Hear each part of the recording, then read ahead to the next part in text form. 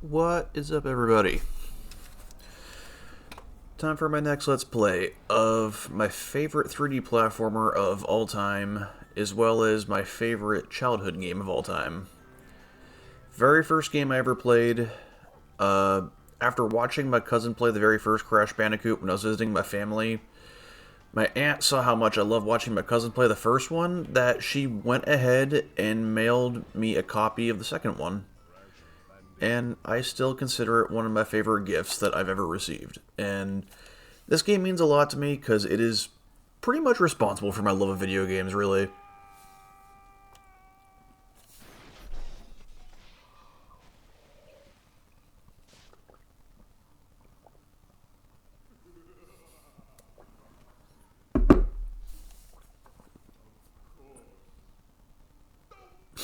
I always thought he sounds like Homer Simpson right there, where he's like, "Dope."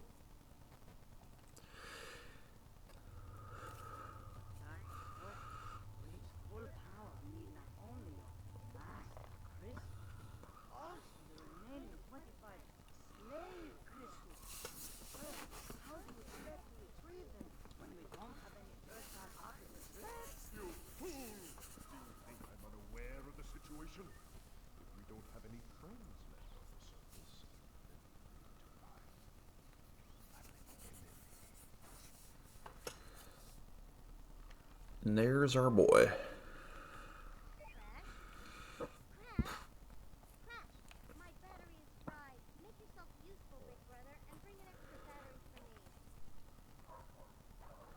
Alright, so first thing you will notice about this game compared to Crash 1 is that the physics are incredibly improved. Like, everything just feels way better control.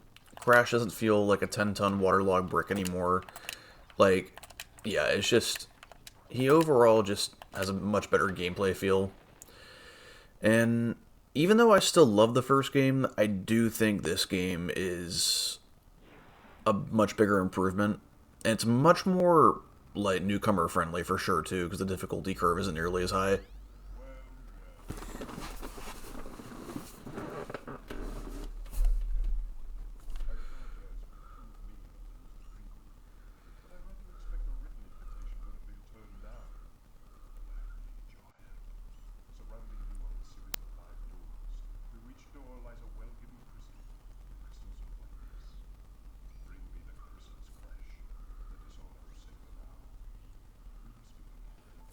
Alrighty then.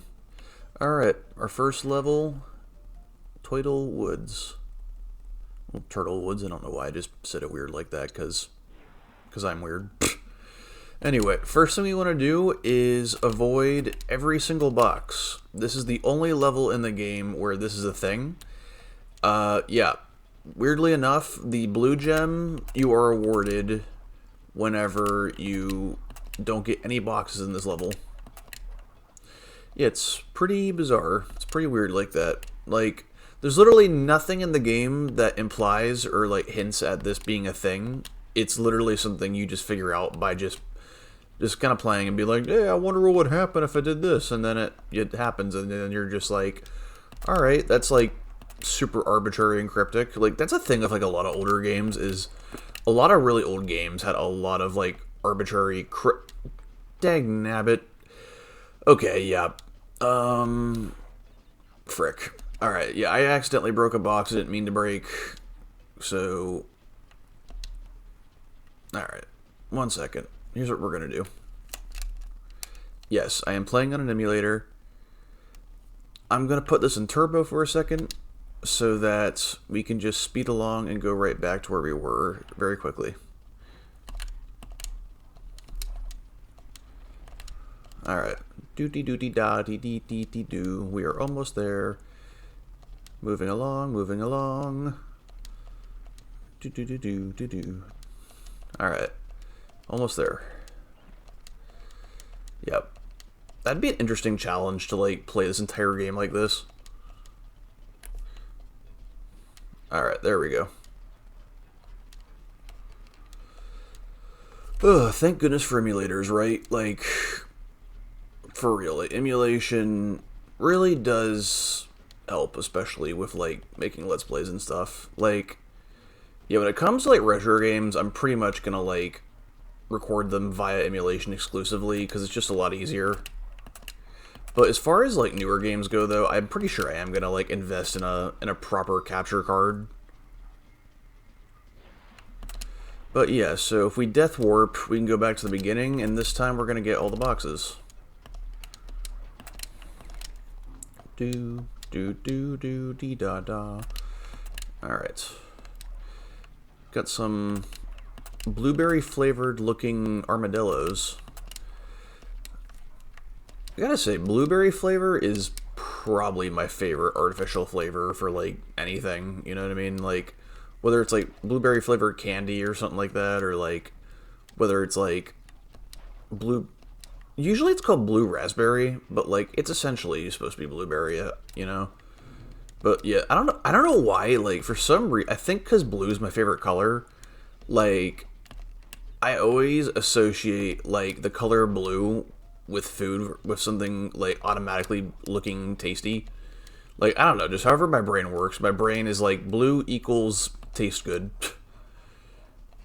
And I think it's because like yeah, there's just a lot of like sugary candy and soda and stuff that's like blue. So like on top of it being my favorite color, I guess my brain just like automatically associates it like that color with something tasting good. It is funny how our brains work like that. Bonus level. Bonus levels are nowhere near as unforgiving. They are like I mean as you can I mean obviously this is the first one, so it's not going to be that hard. But no, it is like this game in general, like the difficulty curve is definitely a lot more gradual. Like Crash 1's difficulty was very like random. Like you have like 3 levels that are really hard and then a level that's like not that hard like afterward, followed by like 2 more really hard levels again. Whereas in this game, I feel like there's more of like a gradual like incline towards difficulty. And I think Crash 3 like is even easier. Like each game progressively got like less challenging, I think.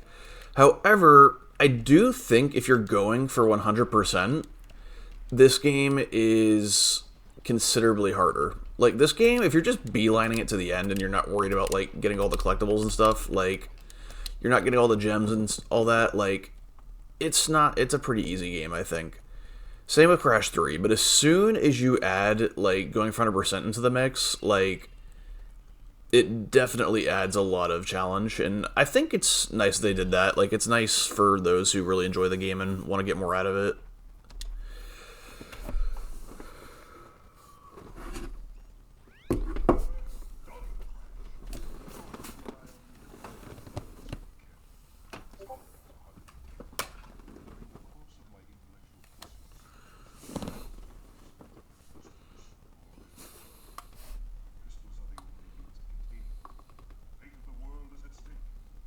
Imperative, therefore, that you bring them.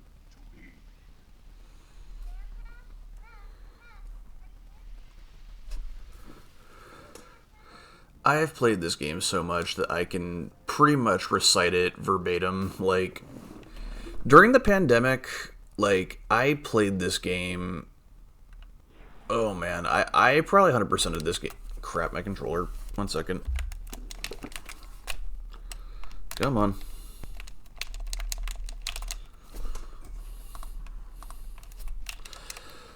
What's going on with my controller?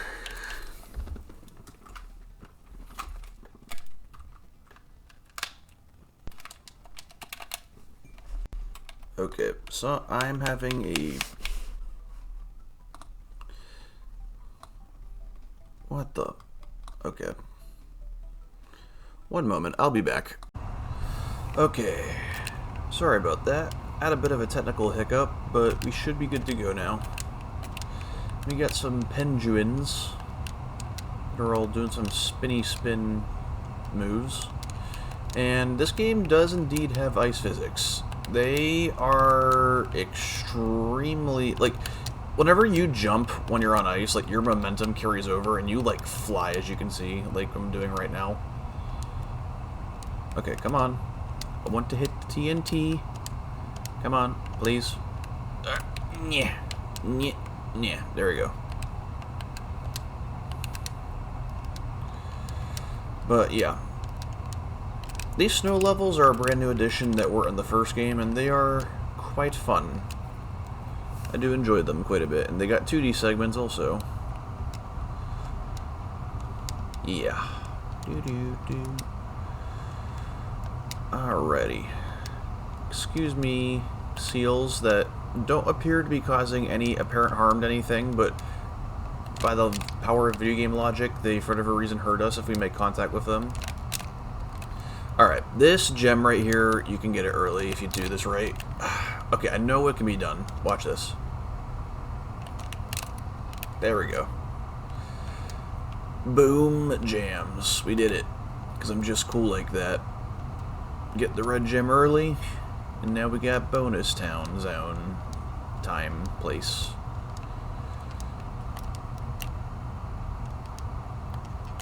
Launch over, smashy smash, and we are done.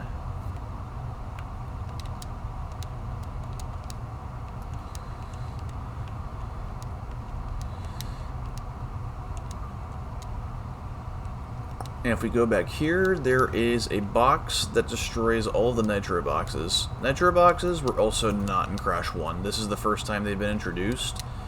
And yeah, they hurt you as soon as you make contact with them, and they are not a good time, and I do not recommend touching them, or else you will be blasted to smithereens, and yeah, it'll hurt a lot, you'll feel bad, your family and friends will grieve, and it's just, yeah, by all accounts, there's nothing good about it. And with that, we got ourselves our Gemmy Gem, in addition to the early red gem.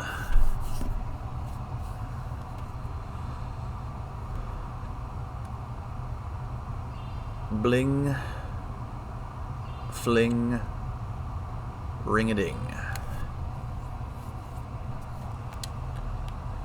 Alrighty.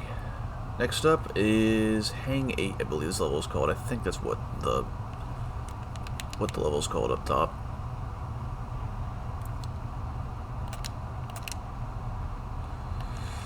Do a little slide jump and jump over the obstacles because we're really good at this game. We're really cool. And we got invincibility time, and we got Venus flytraps that are now purple instead of red like they were in Crash 1. And we go on the jet board, and it takes away our invincibility because the game is all like, well, you know what, it'd be a little bit busted if you were to get invincibility while you're on the jet board and there'd be next to no challenge. But then I'm saying that, as I'm saying that, I'm thinking to myself, but why would it make any difference? Because it still would apply when we're on foot. And my answer to that is, I don't know. That's just the way the game was made. Ask Andy Gavin and Jason Rubin, the creators of the game. They would be able to tell you way more than I would be able to tell you. Which, Andy Gavin and Jason Rubin, man, I wonder what those guys are up to anymore. Like, last I checked, I think Jason Rubin was, last I checked, he was, like, doing stuff with, like, I could be remembering this incorrectly, but I think he worked on, like, some PlayStation Move stuff, like, a long time ago, but I don't know what he's doing now. But I do wonder if they do go back to if Andy Gavin and Jason Rubin go back to these games and they still play them from time to time. You know what I mean? Because, like, something I find really fascinating is the whole idea of how, like, fans of products often becomes more loved by the fans than the creator of the product itself, you know?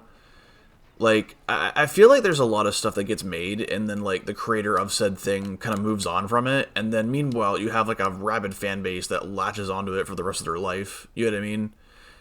Like, sometimes, like, I feel like there's certain creators, like, for instance, like, George Lucas, for instance, like, I'm pretty sure, like, he loves Star Wars just as much, if not more, than his fan base does, you know?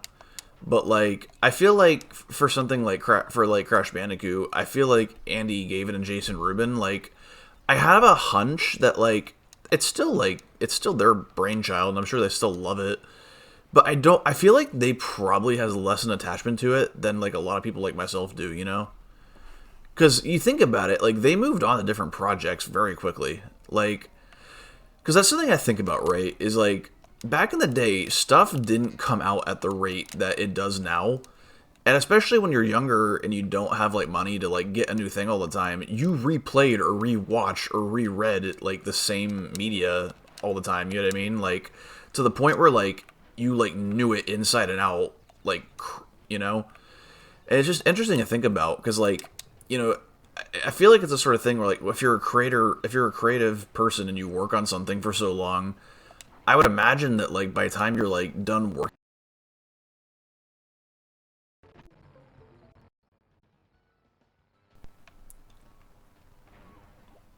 Crap. I'll be back. Alright, I'm back. I had another technical hiccup that we hopefully have seen the last of.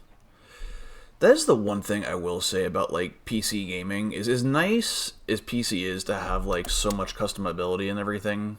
Customability, is that a word? I think customization is the word I'm looking for. Like, having so much customization at your disposal with PC is nice and all, but, like, sometimes it is the worst when, like, something just stops working correctly and you have no idea why, and you're, like, troubleshooting a bunch of crap, and it can be a bit of a nightmare. We got, those two piranha plants are laughing at us, and they're like, ha ha ha, you can't get over here, ha. And then I'm all like, I don't care, because there's no boxes, and we're on a journey to smash all the boxes. And with that said, we're good. We got nothing to worry about. It is of no concern to... That... What even was that? That was really dumb. Why didn't I just smack the box? All I had to do was just smack it, or spin it rather. But instead, I tried to be fancy and jump on the checkpoint box. And I screwdoodled myself. I made myself drown. And through the power of video games, we were resurrected. And now I am trying again. It's just kind of how video games work, I guess. Alright. And they're still laughing at us, and we still don't care.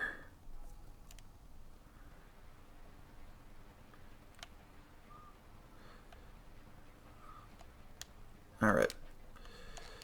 Let's just... Okay, we're still being risky. Oh well. Alright, there we go. Now we can resume. And by resume, I mean we zoom on the jetboard thingy. Thing. Oh, having a little bit of lag there for a second.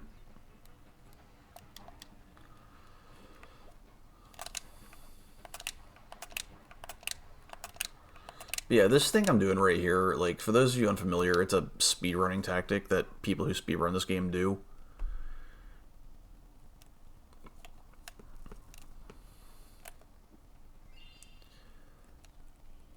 And with that, Hang 8 is complete.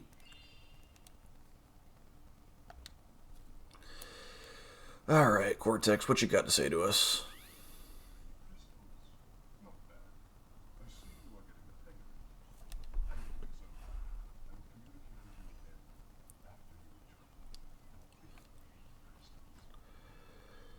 Alrighty, sounds like a plan. Dr. Cortex. Dude. Doctor guy.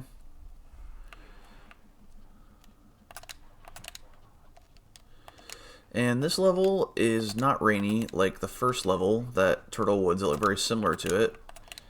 In this level, it is sunny, and in the Insane Trilogy version, it actually, the sunset's a lot more apparent, because, you know, just because the graphics are higher tech and all that, you know.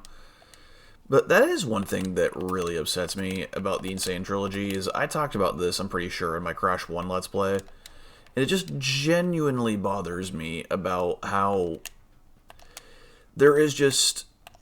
The Insane Trilogy, like, it looks beautiful, the graphics are so nice, but, like, God, the physics are just, I think Crash 1 benefited the most from the physics change, like, I think it works best with that game, but, like, Crash 2 and 3, man, like, just the whole taking your momentum away every single time you jump just ruined it for me, you know?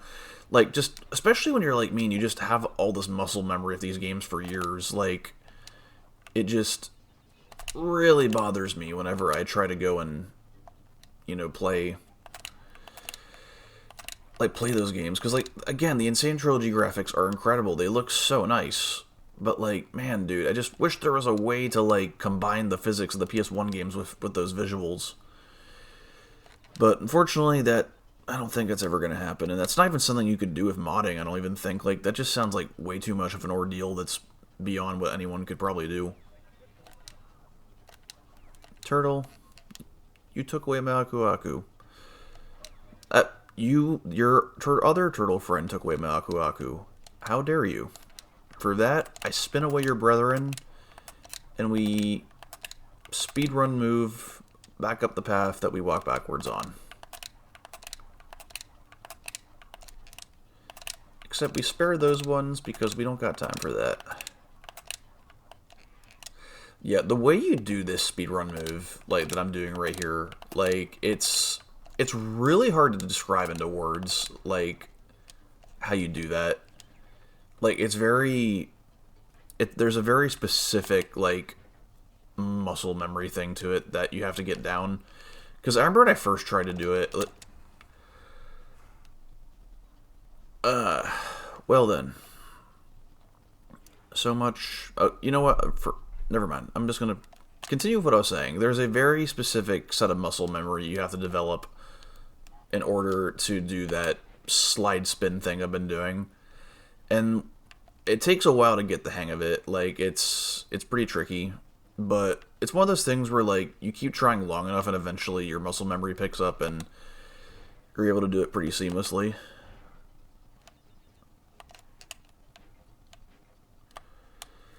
Wait a minute.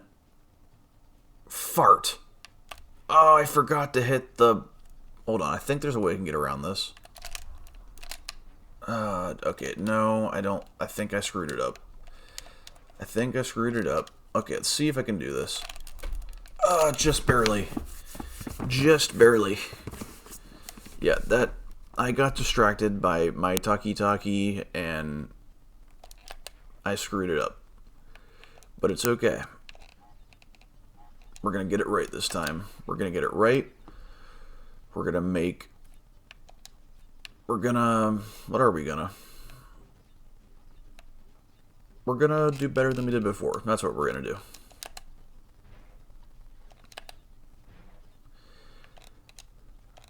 Smash the explanation. Get the extra lifeu. Alright, there we go. There we go. Get 2 additional lives. Boom, jam, kablam, fam. And yeah, another thing that this game does that is a godsend compared to Crash 1 is you no longer have to get all the boxes and get through the level to get the gem with just 1 life. Like, you can die as many times as necessary to get to the end with all the boxes. Speaking of, like, 100%ing games, like, there are certain games that I've never properly 100%ed that I'd like to. Like, I think about, like, the Donkey Kong Country trilogy, which is, like, my favorite 2D platformer series of all time. I still have yet to 100% those games, you know? Like, it's, yeah, like...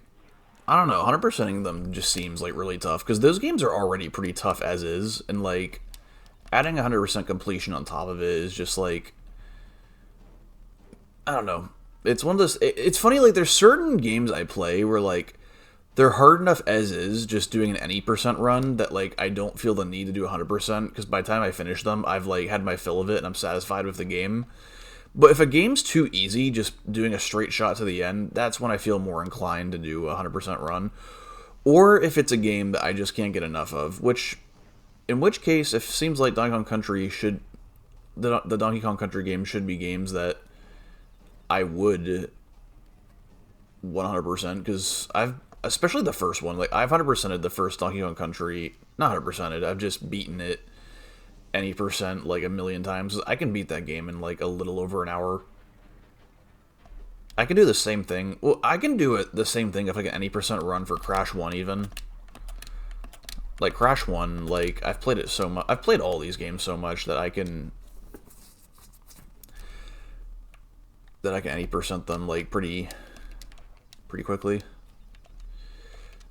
Yeah, like right here, like this little bit of level right here is a level a part of the game that my muscle memory gets messed up with every time I play the Insane Trilogy.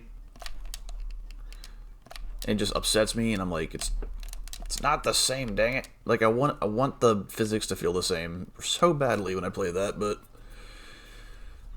fortunately, there's nothing I can do about it. And this snowball looks like it's made of cookies and cream. Like, it looks like when you go to like an ice cream shop and you get like a cookies and cream ice cream, like, kind of resembles that. Like, it kind of looks like you could almost just turn around and take a bite out of it. But no, you can't take a bite out of it. You try to take a bite out of it, you're gonna get smashed, and that's what we don't want. And we got the gem, and we out of here.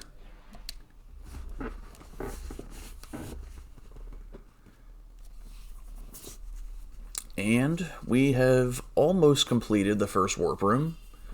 We still got a boss fight to take on, though. Alright, Cortex, go ahead and explain to them what I just said.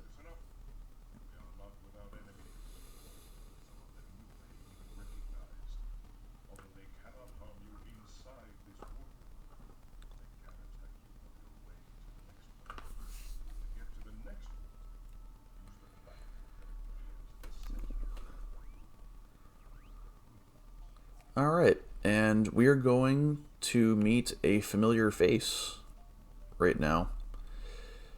Remember our good friend Ripperoo that was clearly madly insane and all that?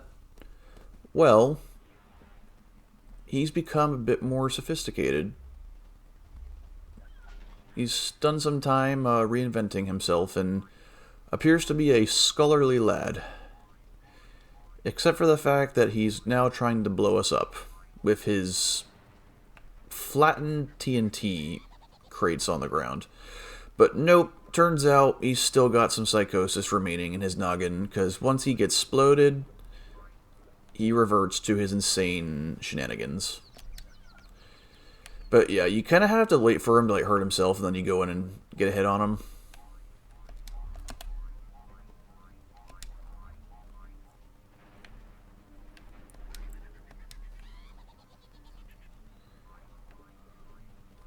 Alright.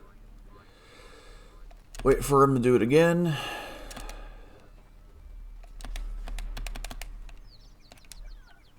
Alright. Come at us, dude. Alright, next up, you're going to want to stand right here, because that's where this is going to be a safe spot. He's going to go kaboom. Alright, bring out the nitro crates again. Come on.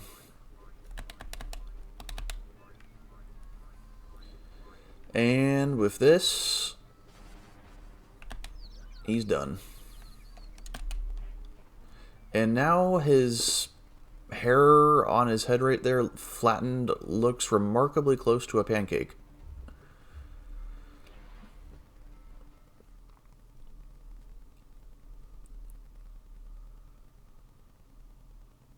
And we have now entered Warp Room 2.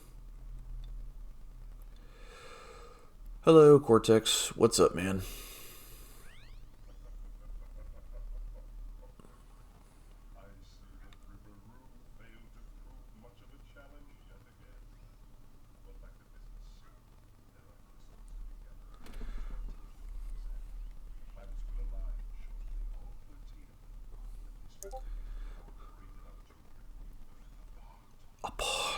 I always thought the way he said that's funny. Like, there's so much, like, in the way he says that.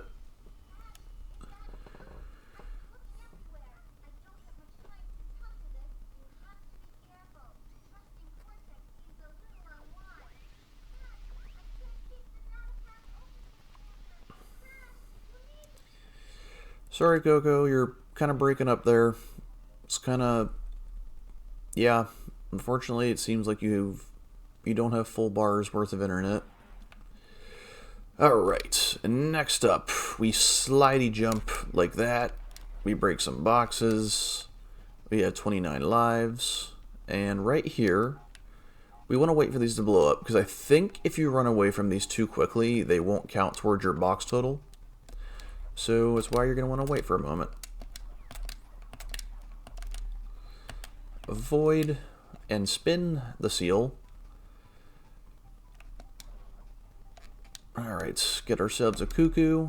And we got some little porcupine guys here, which they might look cute, but don't underestimate them because they will take a hit on you if you have an Aku Aku. If you don't have an Aku Aku, they will skewer you with their spines and make you lose a life. Yeah. And now we have our red gem path that we are on now. These alternate pathways are always substantially harder than the regular level by themselves.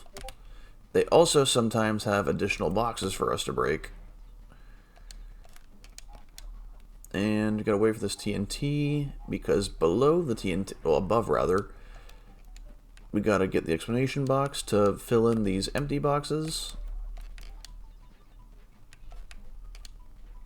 And yeah.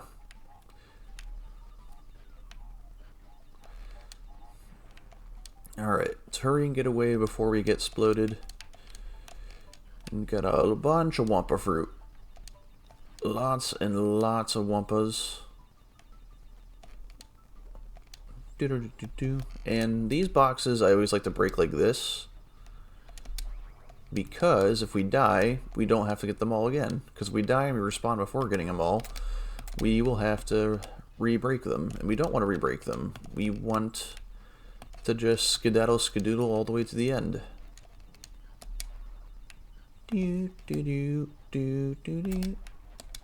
Alright, watch out for the big toothers on that ancient death trap device. Navigate some nitro boxes, wait for these icicles to come down, do a big old long jump. Ow. Lose our Aku Aku, but ultimately make it to the end and get the boxes remaining on this path. And we just gotta do the can't talk. Do the rest of the level now. Jump. These are really easy to miss, but we just got them. These statue death trap things are a little tricky because you have to like run really quickly underneath them and get to the other side before they come down. Because like these wooden ones here are have like a set like timer on them, whereas the stone ones will smash you as soon as it detects you're beneath it. So you have to like really be quick on your feet and kind of slide past it. Do do do dee da da dee dee da da do do do do dee dee dee dee dee da dee dee do.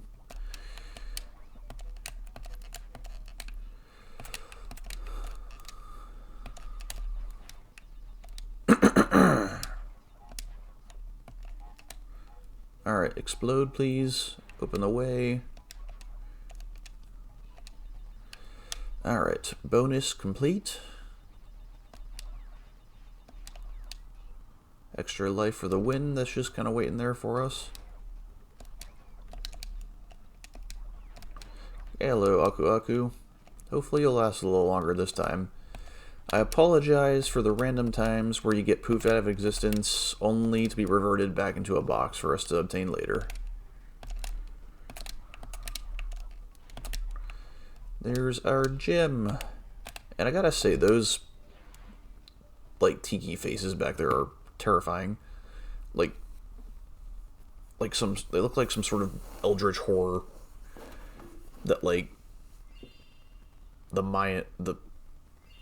I don't know. They look like something. Okay, air crash. This is a level we will not be able to get all of the boxes at on our first go around, because we are going to have to come back.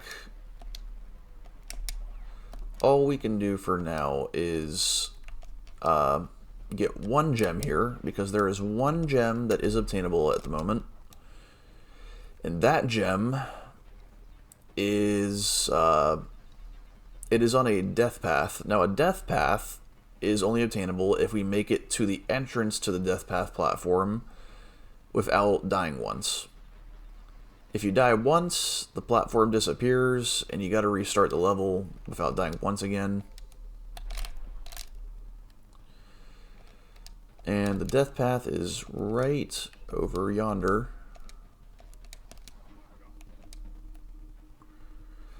And yeah, you're gonna see here, it's pretty difficult. Not for me at least, but I would think if this is your first time, it's gonna be a wee bit tricky. No, I waited too long. I waited too long. That was completely my fault. I take full ownership of my failure right there. So I'm gonna be patient. This time I'm gonna wait, have some self-control, and wait for the platform to come back up. And that way I won't die, like I just did a little bit ago. So let's give this a second go around.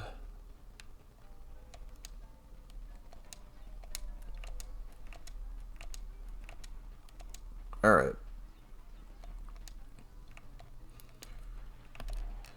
Do. Okay. Carefully navigate around the nitros. The nitros are out of the way. We have our gym.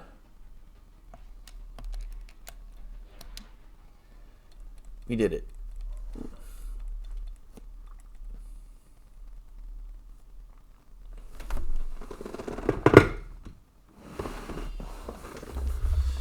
I wish my chair wasn't super squeaky, because I'm pretty sure you could hear that in the microphone, that it's creaking and cracking a bit. I will assure you, though, it is quite sturdy, and I do not foresee it breaking on me anytime soon.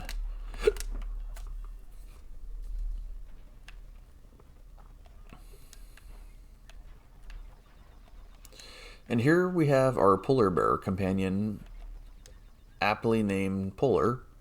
He is way more easy to control than the hog was in Crash Bandicoot 1. Yeah, in this game, he controls tighter, and yeah, it's like, you actually feel like you have good control over him, unlike the hog, where it felt like, I mean, the hog made sense when you think about it. I mean, it literally feels like what Crash literally does. Like, he jumps on a hog, and it's like trying to, you know, get us off and everything, and it's all like, and it's all like, wee, and then it's all like, oh, we almost died. Whereas Polar is more like, okay, I guess this is happening. I guess I am being rode upon. But, like, I guess, I mean, because Polar, I take it, is like, you could theorize that he's like a known companion, or maybe he's a companion going forward after this, because he does show up in Crash Team Racing, implying that he's gotten more closely acquainted with the other characters. Food for thought.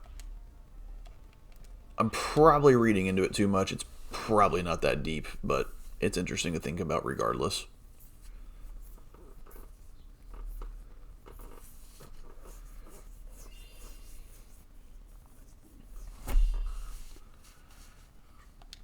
Alright, and next up, Crash. I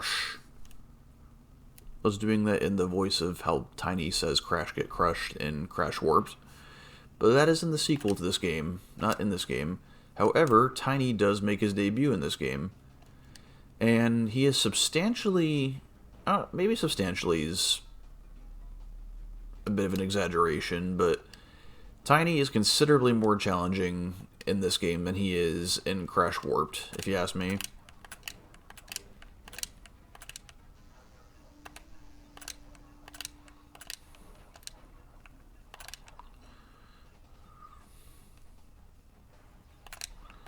Alright, got an alternate pathway over here.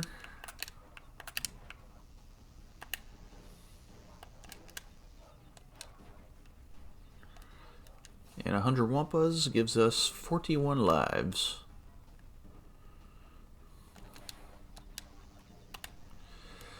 So I'm curious what you guys think of Crash 4 compared to the original trilogy. I think, objectively speaking, Crash 4 is probably, in terms of just pure level design, when you disregard going for 100%, I think Crash 4 is objectively the best game in the franchise. However, when you are going for 100%, the game becomes an absolute nightmare. However, when I eventually Let's Play that game, there is a mod I plan to do a Let's Play of that basically makes it so that getting all the boxes and everything is not nearly as insane.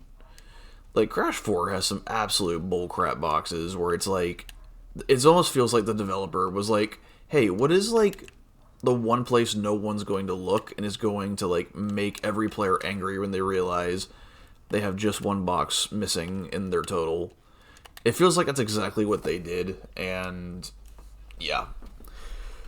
But this mod that I'm talking about, though, basically makes it so that the boxes are within reasonable reach for most players, and you can 100% the game with a similar sense of satisfaction the way Crash 2 and 3 felt 100%.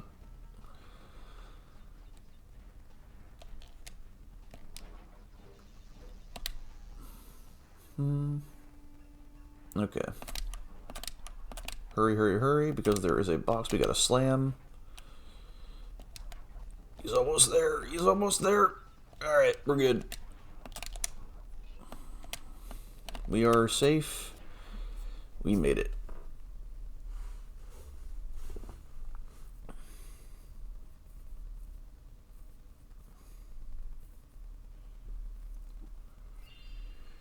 And we got one more. We got one more level before our second boss fight.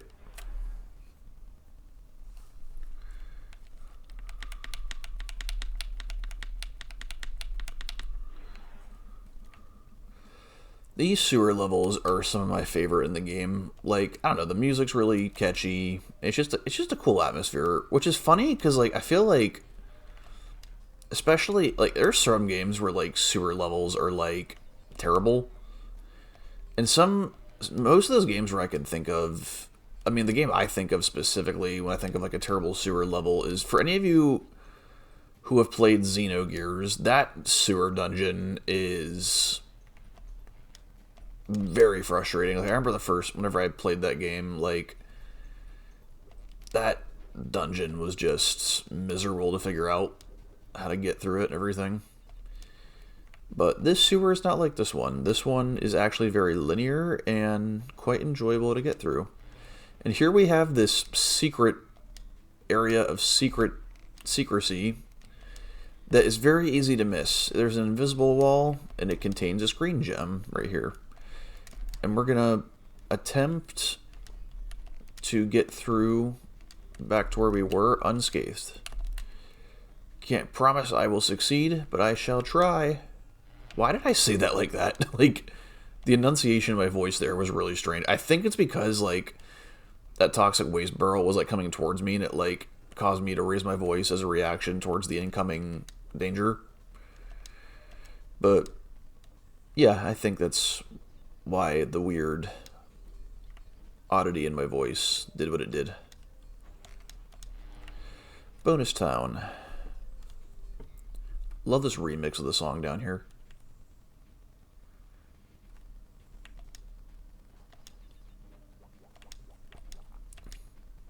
Just sounds pretty cool.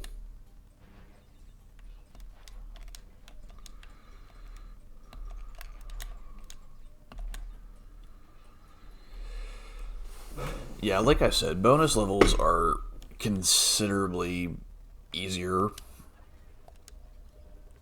in the sequels. However, Crash 4, It's About Time, made bonus levels, like, honestly, some of those bonus levels in Crash 4 are even harder than the regular levels, honestly.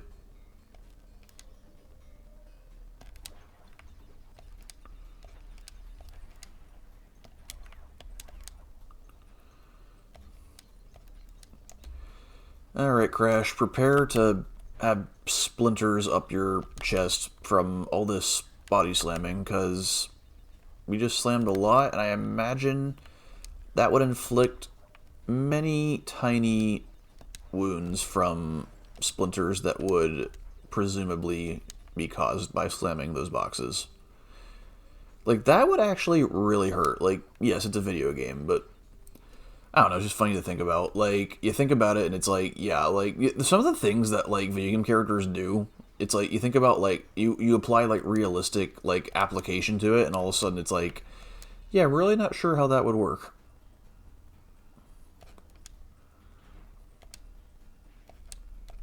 Alright. Completo. We have done it. And now we have our boss fight.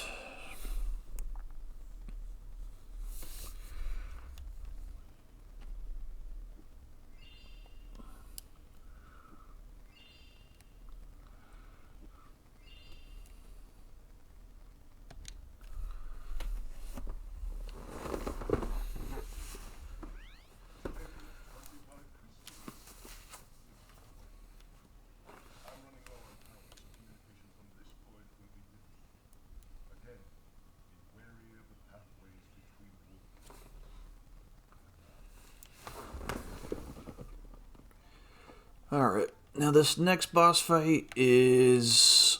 The characters themselves are cool, but the actual boss fight itself is kind of pathetic. It's really not hard at all.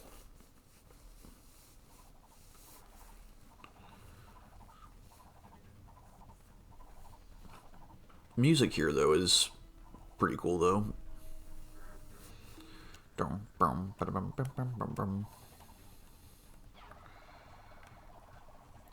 Alright, so... Yeah, you gotta wait for him to slow down, and then once he stops, you spin him into him. And then watch this.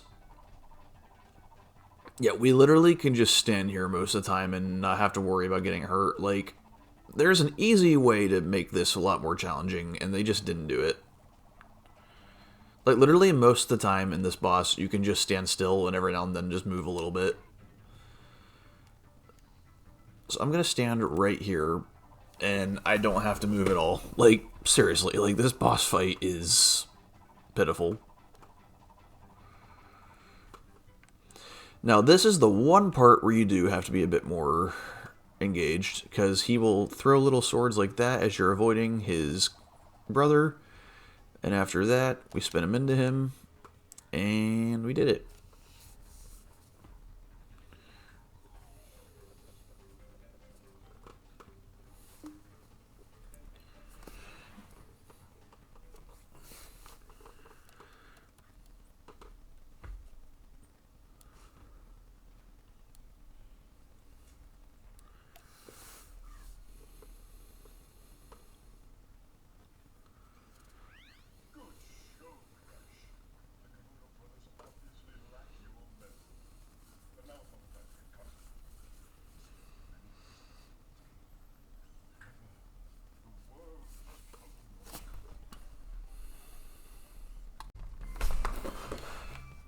Alright, next up, plant food. Plant food is what we would like to not become. Let's see if we can escape being plant food for a majority of our time in this level. Oh, man. I think I'm going to need to go to the chiropractor soon, because I've got some neck pain, as well as some back pain that's feeling pretty crappy. So, yeah, I think I'm going to need to take care of that. Thankfully, my chiropractor literally lives, like, his place, his office is like 2 minutes down the street from my apartment, so it really isn't much of a hassle at all to have to go to him. Don't have to drive far, really. But, yeah. I'll tell you what, ever since I've reached my 20s, like, I get, like, neck pain and back pain, I mean, like, quite a bit. And honestly, it makes sense, because, like, when you take into account that, like, what I do for work, you know, like,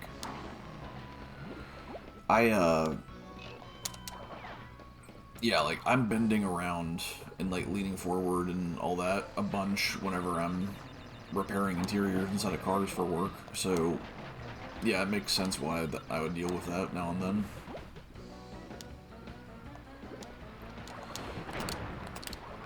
Alright, got the timer gem and death warp. And now we go for all the boxes. Crap, I screwdoodled it. I hit a checkpoint. Alright. We got to get to the... Okay, wow, well, remember what I said about not becoming plant food? Well, we very much became plant... Yeah, can't talk. We very much became plant food a second ago. Let's try to not become plant food again. That would be good. Yeah, fortunately, yeah, we have to restart the level from the beginning again to get all the boxes, because stupid old me happened to hit a checkpoint. Because I'm a big old poo-poo dum-dum.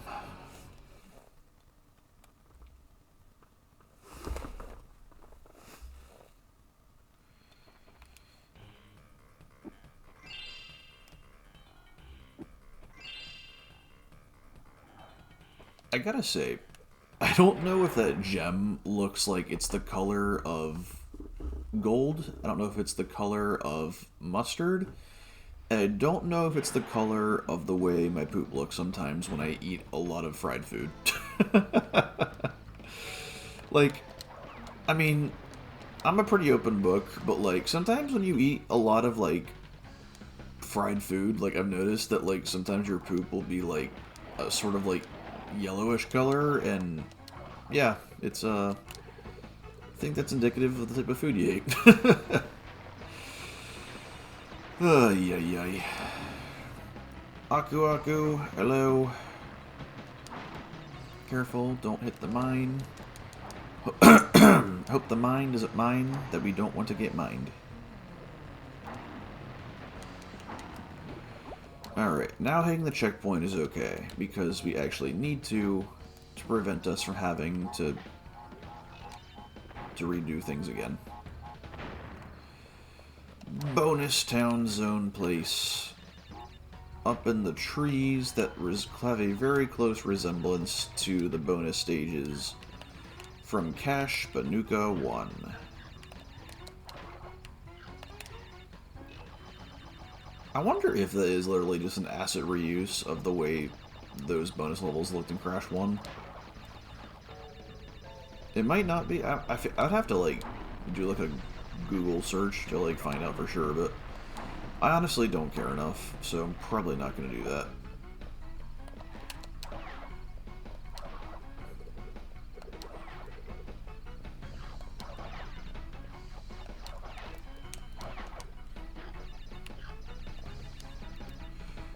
Do do dee da da dee dee da dee dee dee dee do.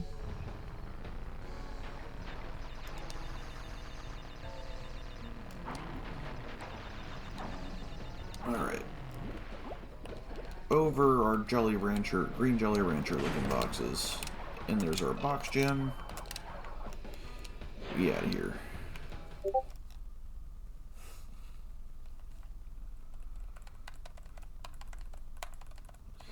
I gotta say, it is so nice that I am coming out of, over here in PA, coming out of winter, because I'll tell you what, our winters are miserable in Pennsylvania. Like, they're rainy, our snow barely sticks around, and it tends to get icy, and it's cold, and I work outside all day repairing car interiors, so yeah, it's not very fun for me to work in addition to the fact that it makes my work also take longer. And I gotta say, every time I kill one of those enemies that we just hit, like the dude with like the flamethrower, like, I feel so bad, like, killing those guys, because like, you listen to them, they sound like they're in absolute agony. They're like, wow, that, I apologize for my that horrible imitation that attempted to come out of my throat, because that was terrible. Like, seriously, that was just bad. Alright. We're going to take a few hits. because we need a death warp back to where we were so that we don't have to start the level over again to get all the boxes.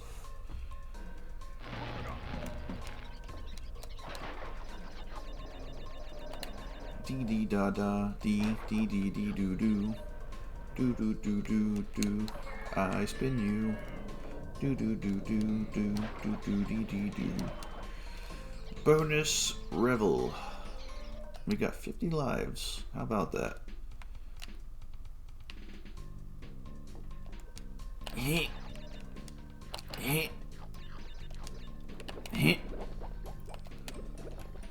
Almost the noise I'm making almost sounds like if you played like the N64 version of Toy Story 2, the game.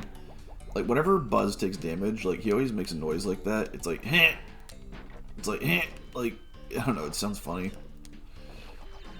Because like if you're playing the PS1 version, which I feel is the superior version, when he gets hurt, he goes ow. But in the N64 version, he does like like I don't know. It's weird, like weird little differences.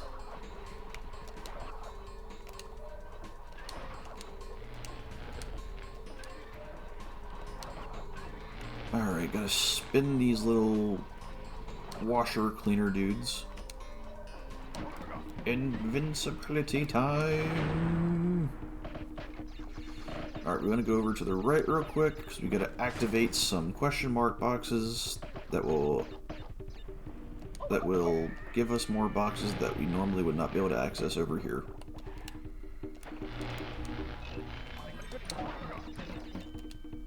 The invincibility continues.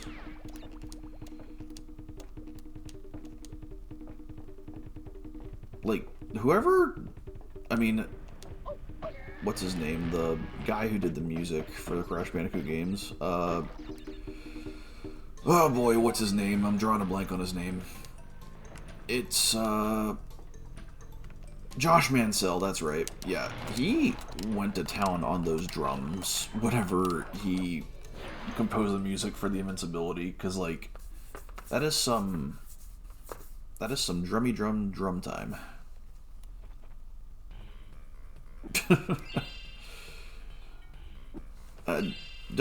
Yeah, I don't know. Hopefully that made enough sense.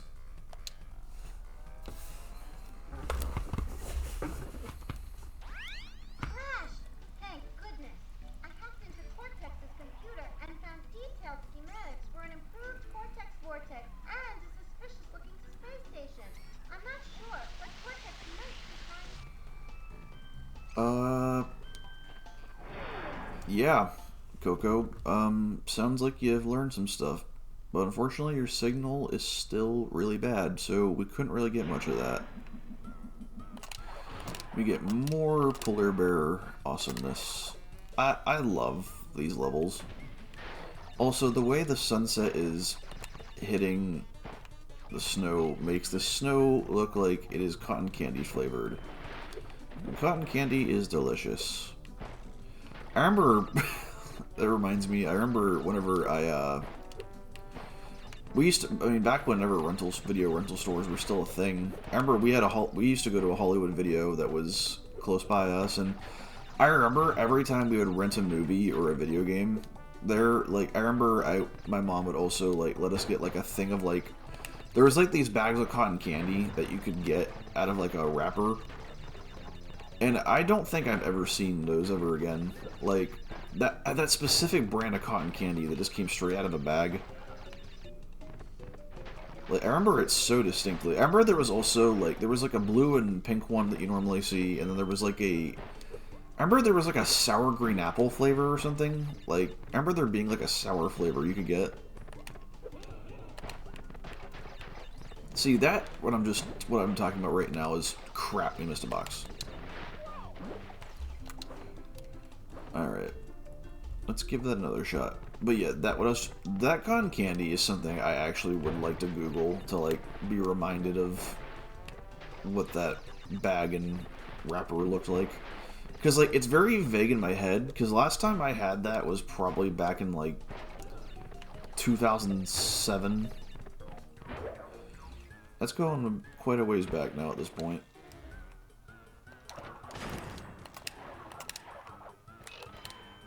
Okay, and now we have an alternate pathway.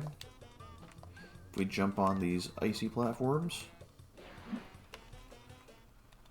and we get our first secret warp. But yeah, like, this area is actually really cool. Because if you take a look, you can see the island, the second island from Crash 2, where there's Ripperoo's old place and Koala Kong's volcano. And then if you look closely behind this portal, you can see the first island. And then based on this, you can kind of deduce that, is that a word? You can kind of infer that this is Cortex Castle, its burned remains after it caught on fire in Crash 1. Alright, now this warp will give us an alternate pathway in Air Crash to enable us to get all of the boxes that we previously did not have access to. Crap. Alright, I'm not gonna bother with those lives. I'm just gonna wing it.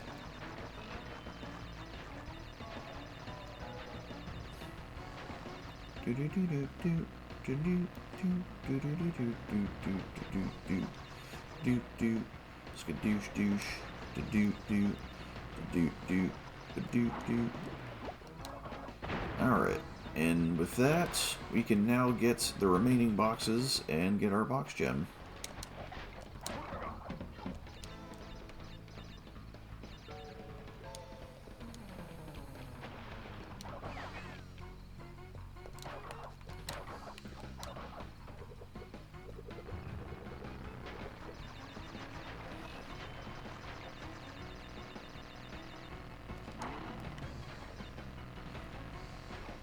Oy. I'm getting kind of tired.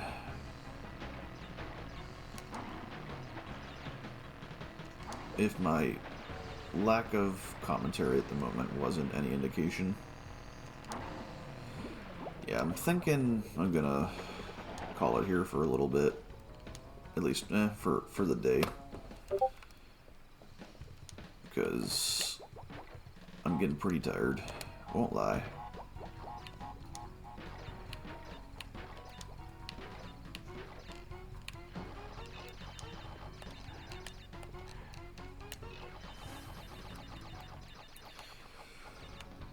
Okay. Get this box. Try not to die. There we go. Come on up, platforms.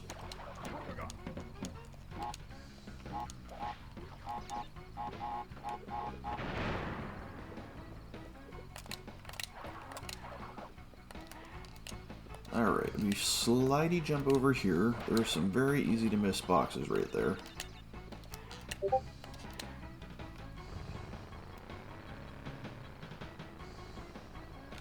Alright, wait for it, wait for... There we go.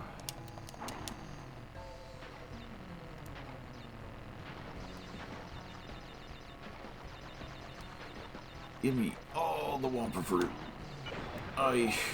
Sorry, Aku Aku. You're still alive though, so I think you're okay.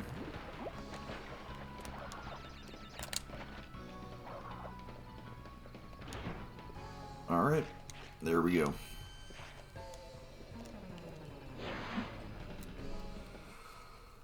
That level is officially complete.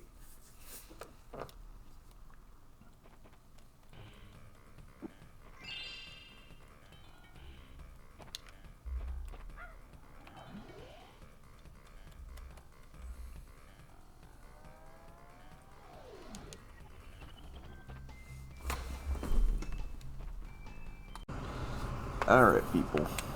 Let's head on into Road to Ruin. These levels are pretty cool. So, whenever I look at these levels, they look an awful lot to me like... what do you want to call it? Like the Temple Ruins levels in Crash 1. Almost like this is like, sort of like the outside, like... Actually, no, now that I think about it, these levels are more like the Lost City levels, but from like a different perspective, and like full 3D as opposed to like 2D side-scrolling, you know? Like, This is more like those same areas, but like a different side to them. And yes, I know that I'm normally supposed to do what I just did by means of a secret warp, but nah, I'm kind of sort of speedrunning it. I'm using speedrunning tactics, but not really speedrunning. I'm kind of just playing the game how I feel like it, and applying some speedrunning tactics here or there when it feels necessary, I guess. Alright, time for the death warp. Alright, we got not Donkey Kong over here throwing his logs at us. Alright, we got some platforms of levitating rotationness that are kind of shaped like hexagonal peanut butter cups.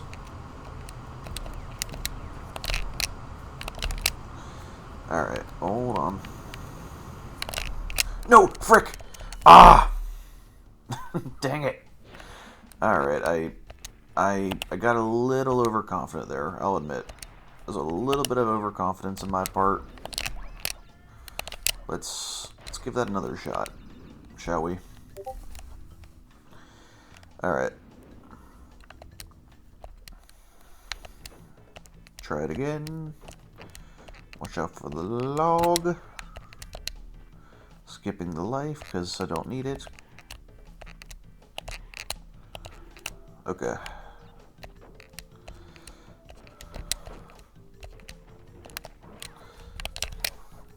Okay, careful. Careful, there's a little bit of slidey slopiness of these platforms, and if you're not careful, you'll fall off the side, and you'll be very sad and upset that you messed up.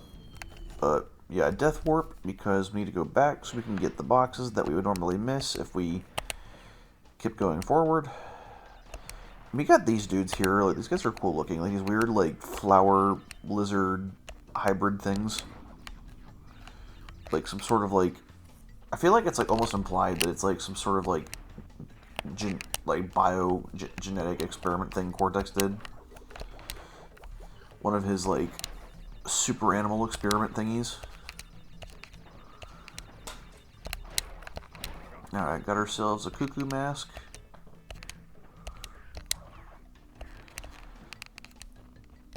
Something that always bothered me is in the Insane Trilogy, these possums don't make that noise. Like, they kind of like, yeah, like they don't make that sound in the Insane Trilogy. And that always bothered me because that's a little piece of detail that, I don't know, I think should be there. I'm gonna stop ranting about the Insane Trilogy. That's probably gonna get annoying, because yeah, I've thoroughly explained my feelings on that remake.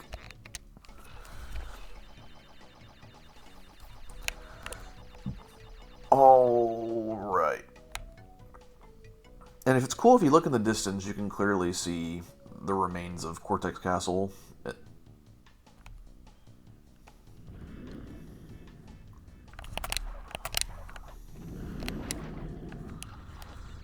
I will say, like, on a different note about the Insane Trilogy, as nice as that game looks, I still think there is a unique appeal to, like, the, like, jagged PS1 graphics, you know?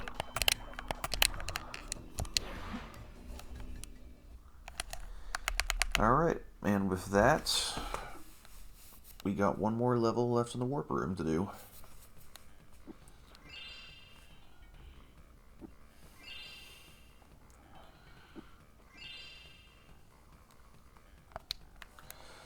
And probably one of the most iconic levels in the game, I would say.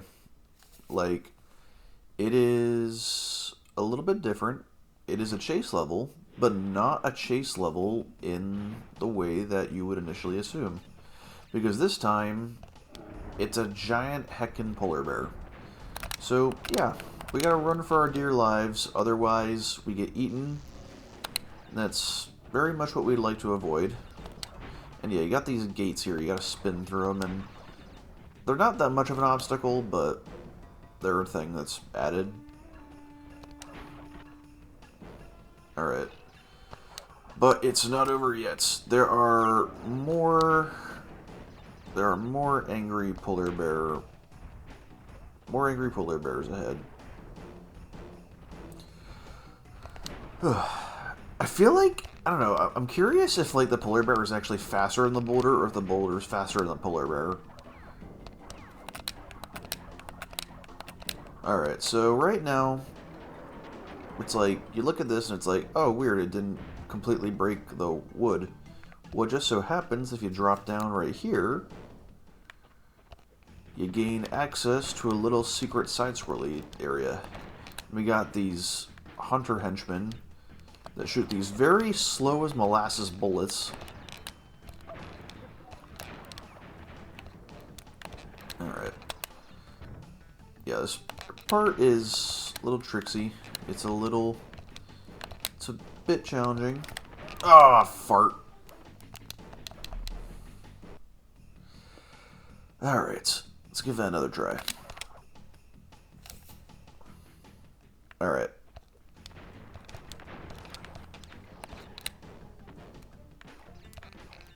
Okay, got an Aku Aku. Let's see if we can last a bit longer with it.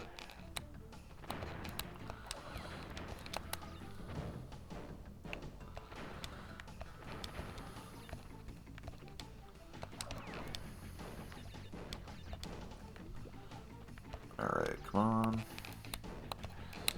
Alright, there we go. Alright, another Aku Aku. Alright, there's two very easy to miss boxes up there.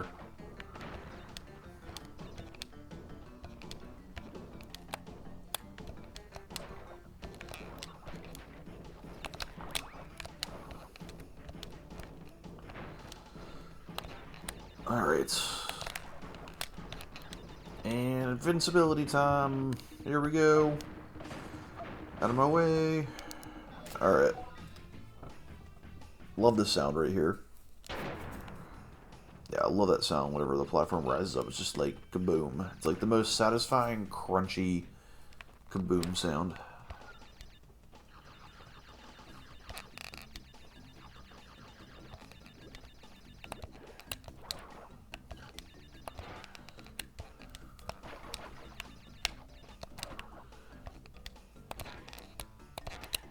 That sound when you slide on like metal crates sounds so painful.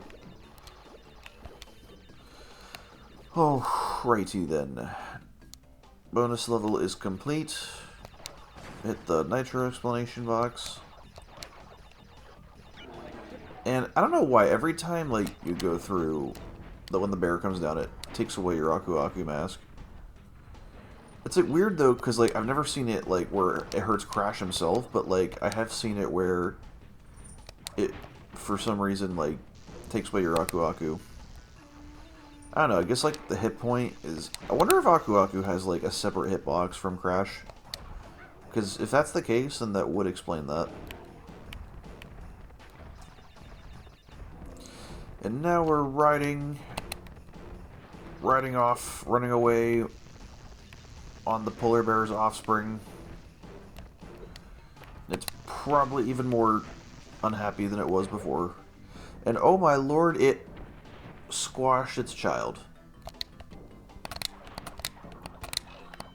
Alright, got the gem, but we want to go back a little bit, because if we go over here, there is something mysterious. So, polar bear is okay, but if we approach him, it's a secret warp. Wouldn't you know it? And this level that we're about to do is really stinking cool.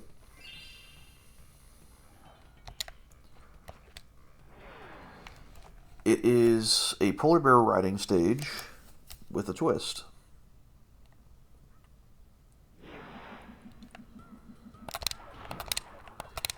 Yep, Mr. Polar Buddy, we ride in complete and utter darkness, with just a little bit of illumination around us.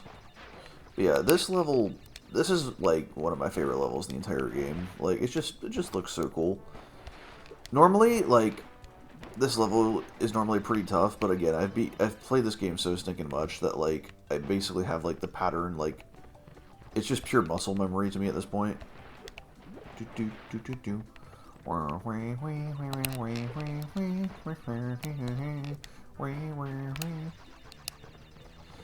Almost hit that totem pole guy thing. Okay.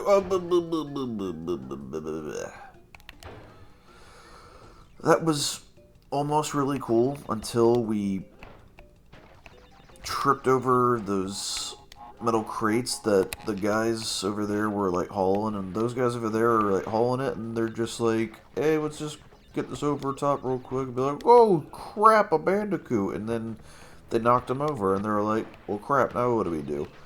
But it doesn't matter, because it's a video game, and we get resurrected, and we try again.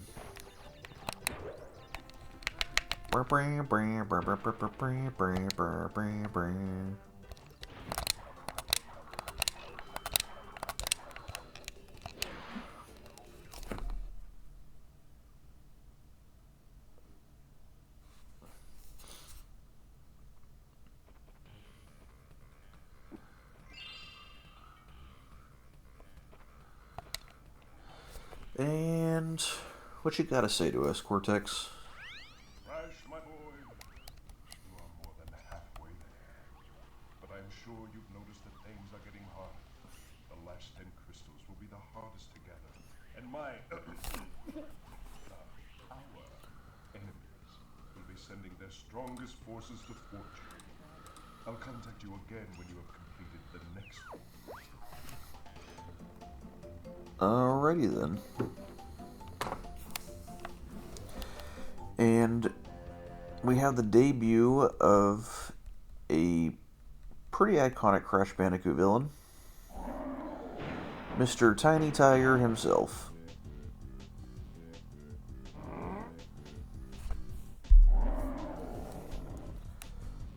Alright, so he's not very smart.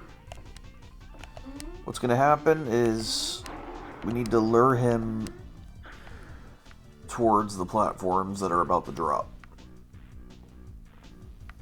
And miraculously, he is okay until he is not. He can survive that fall until finally he's taken too much damage to the point where he becomes... Oh, dang it. Yeah, once he falls 3 times, he's hit his head on the ground too many times to the point where he's crushing us and turning us to an angel. Okay, let's give that another shot. We can do this. Come on, come over here.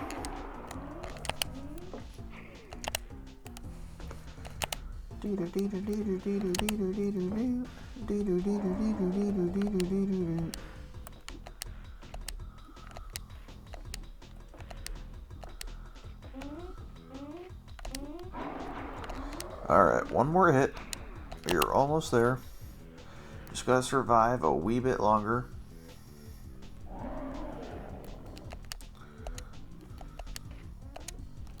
There we go. Come on. Oh. And we did it.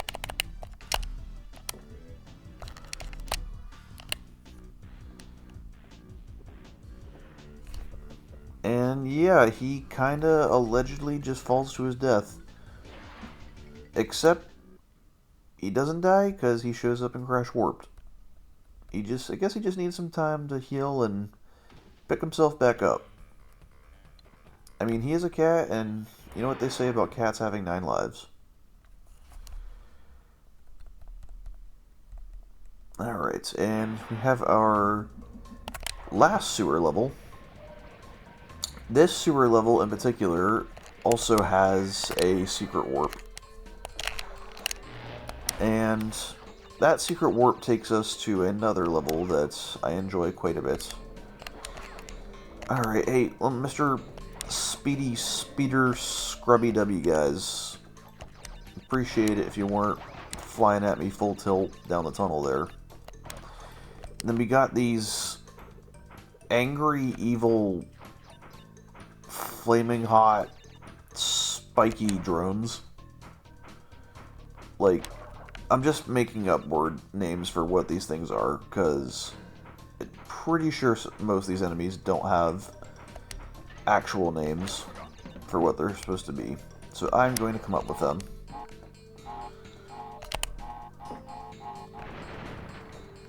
Alright.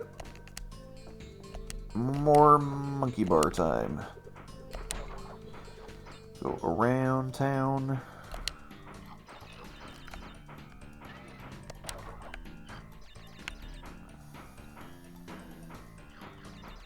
Hurry, hurry, hurry.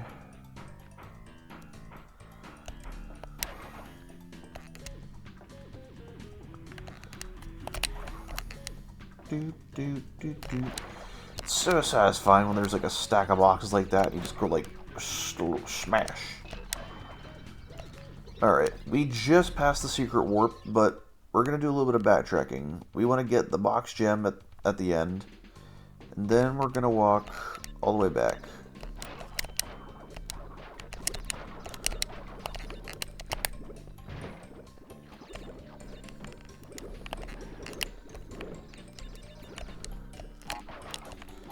Alright, now I'm going to make this part a whole lot easier by doing this.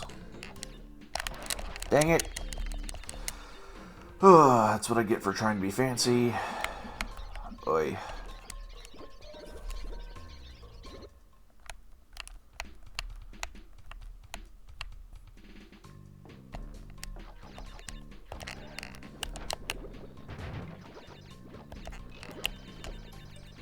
Alright. I'm debating on whether or not I want to try to be fancy again. Alright, you know what? Let's just play it safe.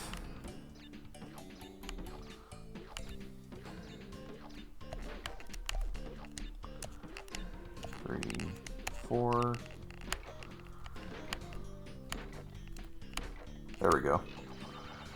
Yeah, those boxes almost have like a hidden timer to them where like once you jump on them once, there's like almost like an invisible ticking clock that determines how long it'll be till if like the next time you jump on them after a few seconds, like they'll just break immediately.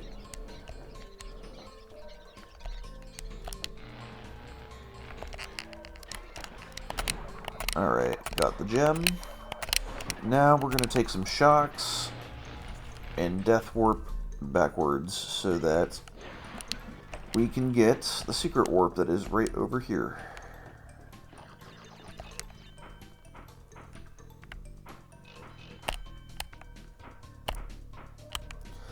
And this is the only part in the game where you have to lift your legs up like this.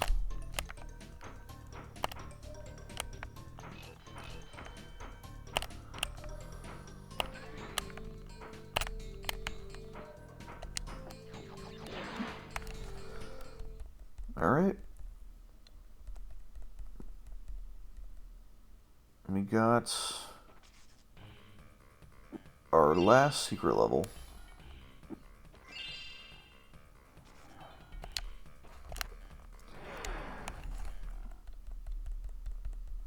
This level's pretty neat. It's very reminiscent of Lights Out and Fumbling in the Dark from Crash 1.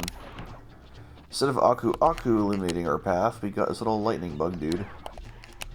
And it's like the jungle levels, except it's in the thick of the night.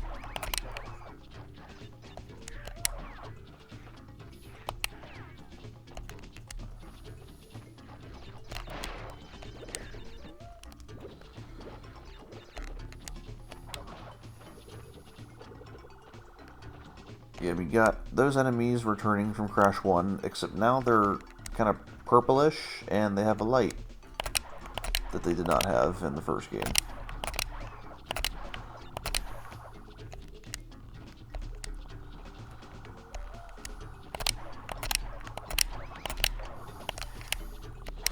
And these bonus levels in these dark stages are kind of stressful because you have to really hurry because you're at the mercy of the lightning bug sticking around to illuminate the path.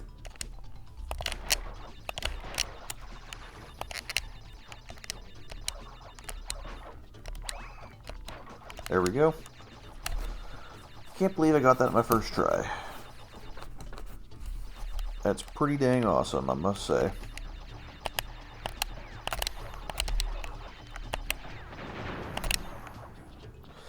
Alright, now this part right here is tricky, because you have to body slam each of these crates, but if you try to do it with your lightning bug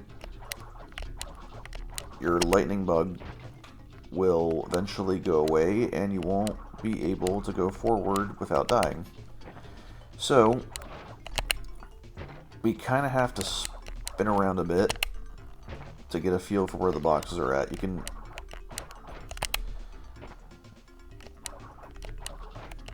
Yeah, if you spin, you can hear yourself whacking it. Alright, I think that's all of them. Let's find out. Yep, we got them all.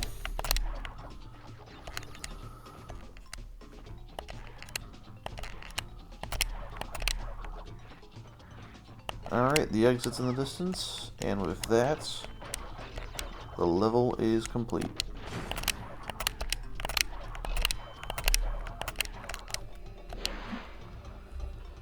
Boom jams.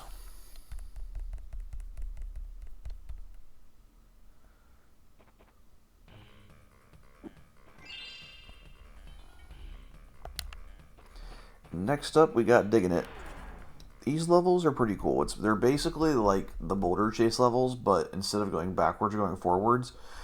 And they're like the boulder chase levels because they're like the jungle levels with snow melting away, except we're going forward instead of backward this time. And we got some evil piranha plants that spit bombs at us. They are not our friends. They are very, very unfriendly. And you also got tiki phases that start off like, but then turn around and they're like, ha! And, yeah. That is what this here level features. Features numerous things that are out to kill you. Which is why you gotta proceed with caution, except for me, because I've played this a million times, so I know what's ahead.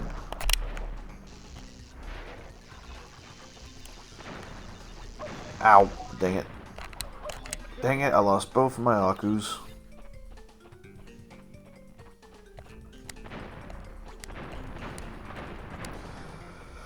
Bonusu.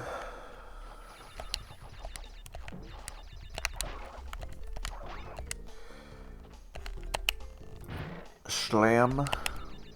Slam again. Bouncy Bouncerton.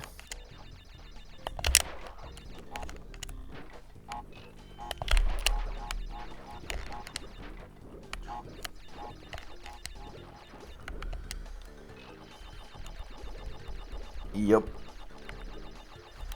Bonus level complete. And coming up, we're going to have a little bit of trickiness over here with this death path. This is debatably... I'd say this is the second hardest death path because this is a death path that we actually have to go backwards on at a certain point in order to get all the boxes in the level. Oh, crap! Dang it. Farty fart. Alright. Let's try again.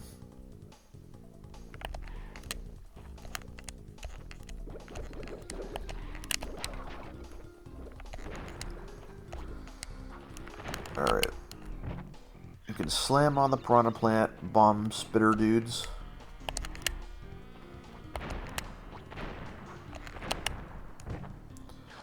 Definitely want to get rid of those, because when we go backwards, you're going to have a bad time dealing with them.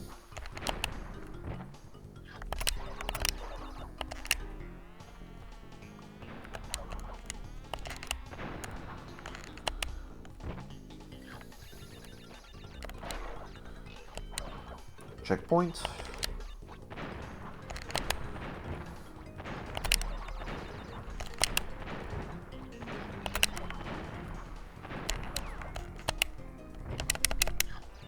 Alright. Grab the gem. And now we... Dang it! Fart!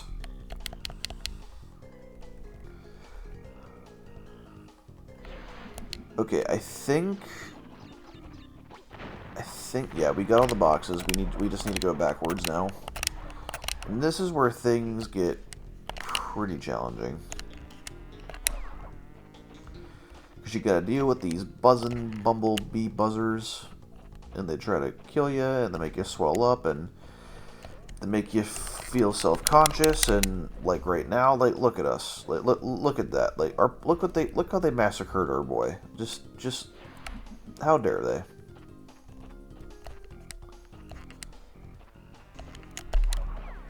Okay. Slide jump over large gap and await the next buck bumble. I thought I was about to die there, but the explodey bouncy thing on the ground saved us somehow. Okay, carefully weave between these nitros.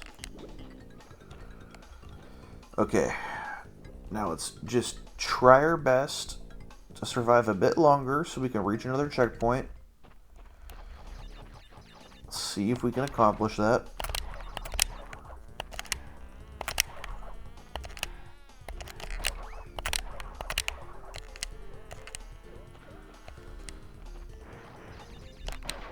Okay.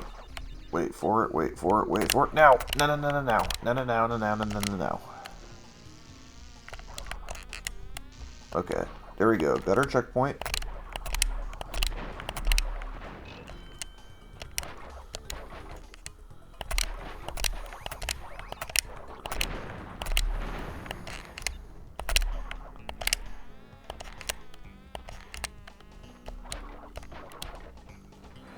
Alright. There is a secret warp right there where that piranha plant is on that lone platform, but we're not going to bother with it because we kind of got over to where that warps us to prematurely at Road to Ruin, and there's no point in doing it now, so it's not going to matter. Just keep on rolling, baby. Dang it! Oh, like our foot touched the piranha plant and it killed us, and yeah. But thankfully the checkpoint was not that long ago, so it's not that big of a deal.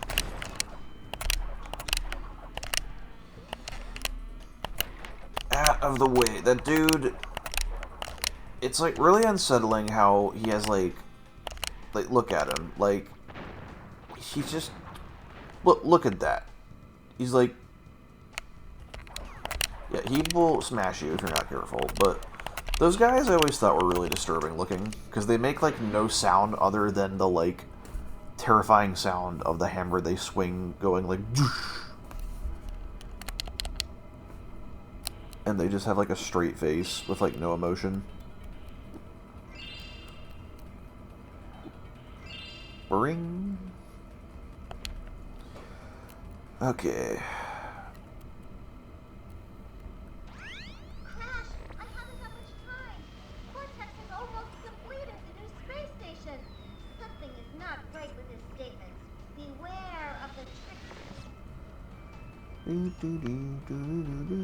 Alright, this level, arguably the hardest level in the game, all because of this level's death warp. It is a very challenging death warp because of two reasons. One, it just is genuinely very trickily designed, especially when you take into account that it has ice physics. Not only that, you have to backtrack on it and go all the way back to where it began. And you have to do that all without dying once. Well, at least just within the death warp. But, yeah, it's very challenging. Thankfully, I think if I just really lock in and concentrate, I can do it my first try. But it is very hard. It is probably the hardest part of the entire game.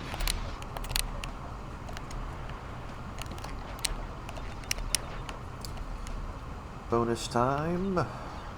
Droppity drop drop. Doo dee da da. Dee da dee dee dee dee dee dee dee doo doo. Okay, most jerkishly hidden box in the game right here. You gotta hop on top of this one, and there's one above it there. It's completely off screen. The only way to find it is to just... It's the only time in the game where they ever hide a box like that. And it's just really jerkish. That was nice that in the Insane Trilogy, they had the camera right, like, up. Like, the camera was panned out further so that you could see that it was there. But yeah, in the original game, though, no. Naughty Dog was just like, screw you guys, figure it out. If you ask me, that is bad design, in my opinion. Like, I don't know, it's like, no one's gonna think to do that.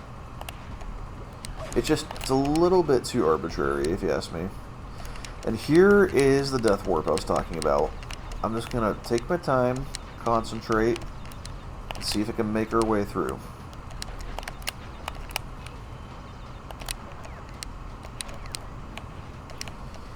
Okay, got another cuckoo mask. Alright.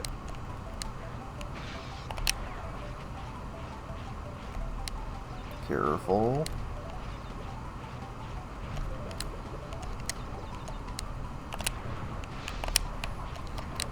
Okay.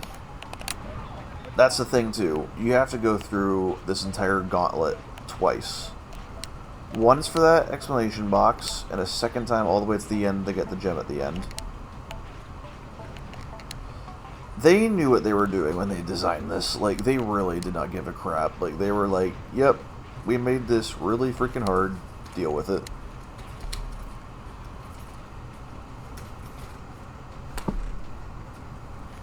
Sorry, my cat was doing something and I was trying to see what he was doing. Yeah, I have a case of water and he's messing around with the plastic. You may or may not be able to hear it in the distance. But yeah, something for a while I've only had one cat, but a good friend of mine's fiance has her own cat, and she needed to rehome him because my buddy happens to be allergic to cats. So her cat needed a new home, and I decided to take him in for her. And thankfully, both my kitties get along quite well. They play, fight, and wrestle, and they cuddle, and they're best buddies. Whenever I first brought him in here, though, for like the first 2 or 3 days, like, my first cat hated him. But now they get along, and it's all good.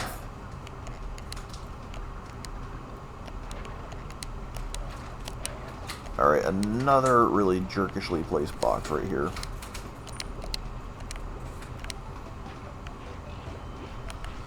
Alright. And next up is Mega Death Trap Land. Gotta be Super Speedy McSpeederton right there. Or else you'll get squashed.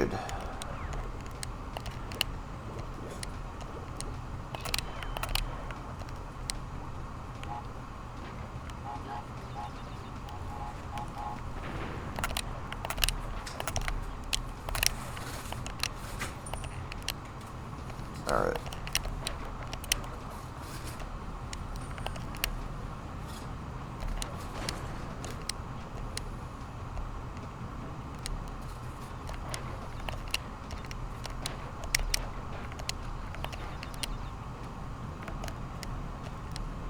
And with that,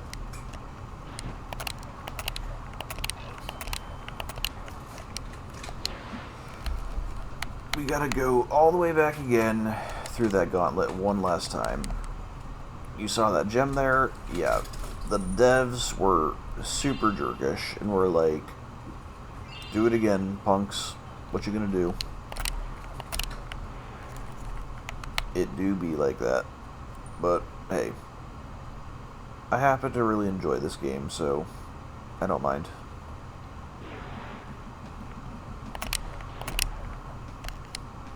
Alright, don't have to worry about getting all the boxes this time, obviously, so we can just speed forward.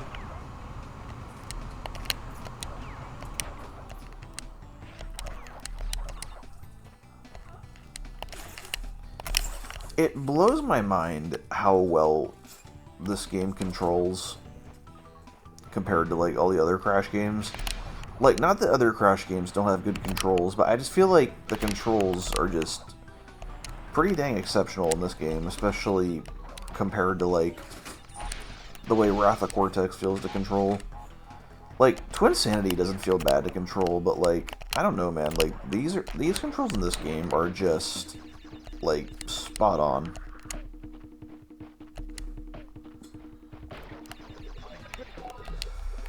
Alright, let's see if we can last long enough to reach the next Aku Mask so that we can invincibility our way out of here.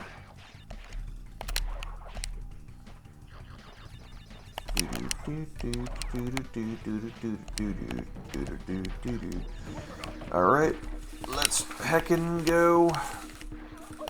No, please, Crash, what are you doing? No, that's... Alright, we're fine. We're fine. We got this. We're good. We're good. We're good. We're good. Boom.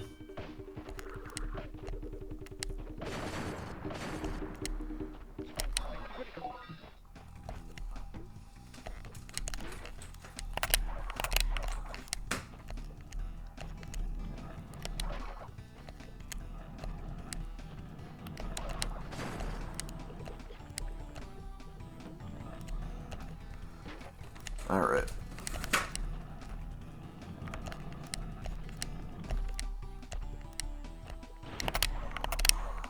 That is the end of this level.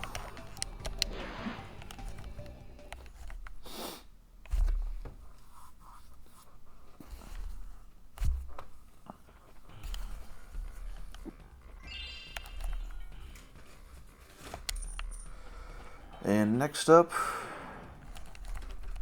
level 19. It is another outdoor ruins level, except this time it is raining, and it's a bit trickier than the last one.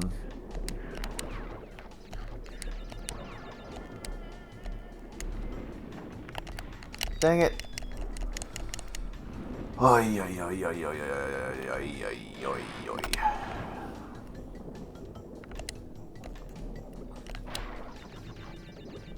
I just had a random thought. A game that I think I really want to Let's Play sometime is both the Mega Man Legends games. Like, I played those both for the first time last year, and I really enjoyed them. And it makes me so stinking sad that we have that there was a third one that was canceled, and Capcom's can really suck sometimes because they love to ignore our Blue Bomber.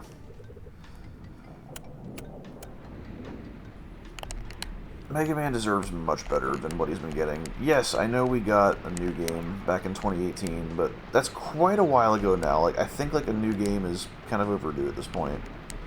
Like, we keep getting new Resident Evils, we keep getting new Monster Hunters. Like, why not new Mega Man? Like, Mega Man fans will eat up anything Mega Man related that comes out. So it's like, I really don't get why they don't just cash in on that audience, you know? Like, it really doesn't make sense to me. Like, there is very much a large fan base that will throw their money at it immediately.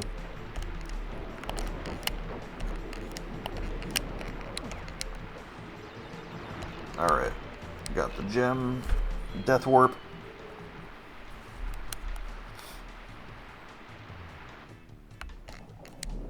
Slide jump over the fire-breathing totem heads.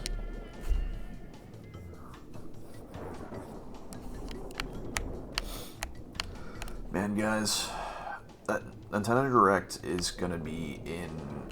I mean, right now it's 12:07. Okay, that was poopy. That was poo-poo dum-dum. Let's try again. As I was saying, the Nintendo Direct for the Nintendo Switch 2 is in, like, less than 10 hours from now. It's a little past midnight right now, and the realization that there's going to be likely some absolute insane announcements tomorrow and reveals, like,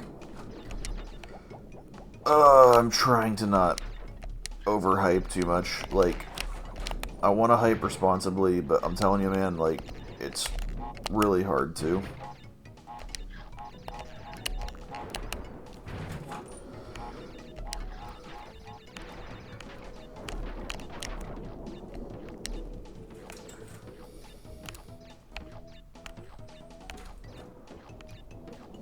Bouncy, bouncy, bouncy, bouncy.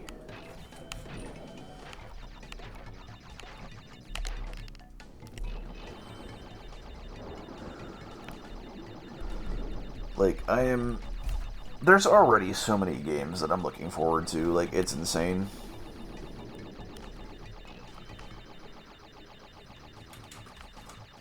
Like, there's Clair Obscura Expedition 33 coming up. There's the Legend of Heroes Trails in the Sky, the first remake coming up. And, like, a slew of indie titles that I'm looking forward to.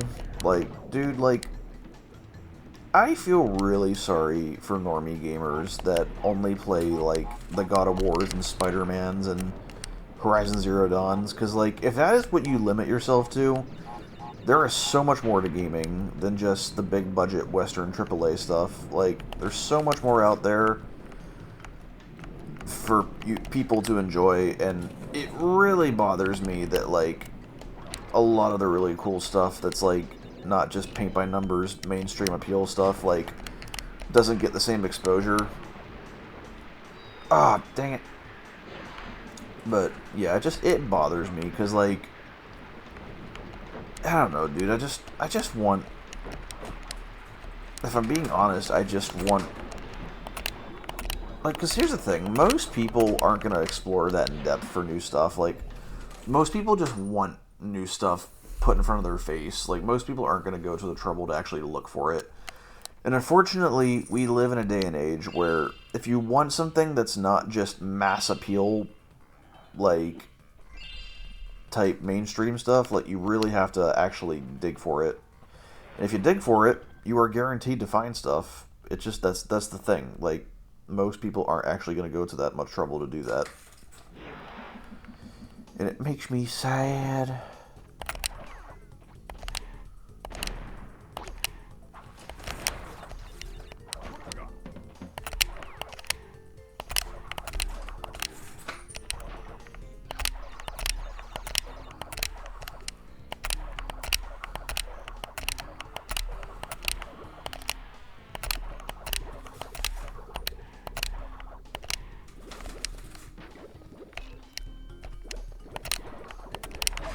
Dang it. I screwdoodled that up.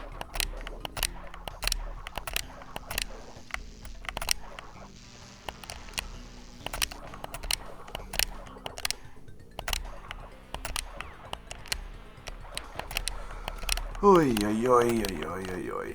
Alright, there is a secret alternate path right here where we find our purple gem. There it is, and Deathwort.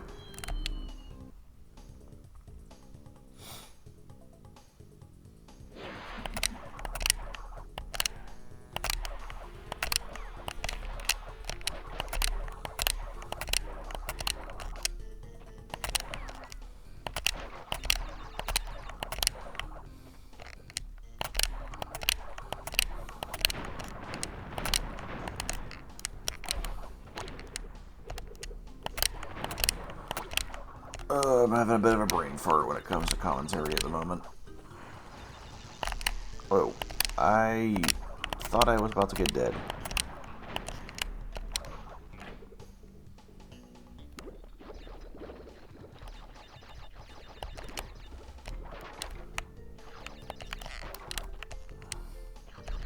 Do do do do do do do do.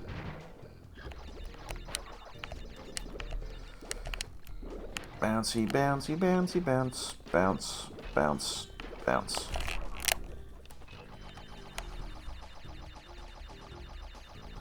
And we almost have 99 lives, because we're just really stinking good at this game.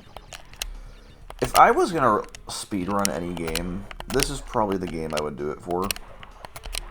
Thing is, I don't really care to, like, speedrun a whole lot. Like, I would get into speedrunning more if it was less focus on glitching the game and fundamentally breaking it, and more just, like, playing a game the way it's intended to be played, like, really fast, you know? Like, that's more my speed.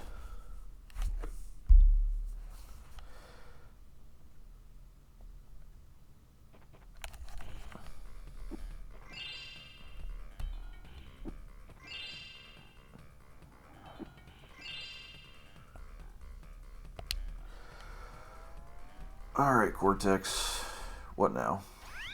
Crash, I have discovered that the opposition is being masterminded by Dr. Nictrus Brio, the inventor of the Evolvo ray.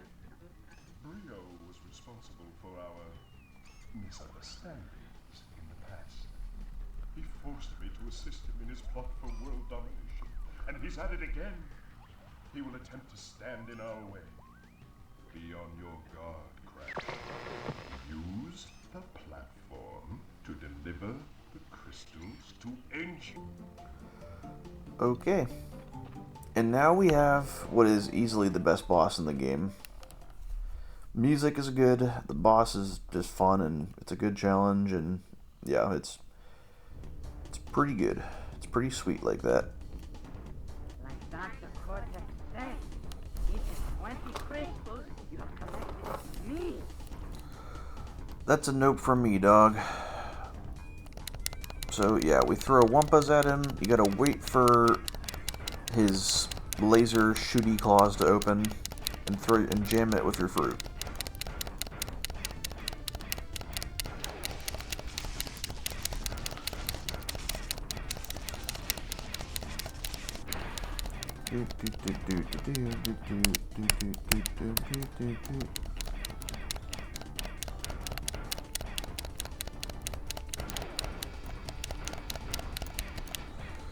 Alright, wait for him to open again. Come on. There we go.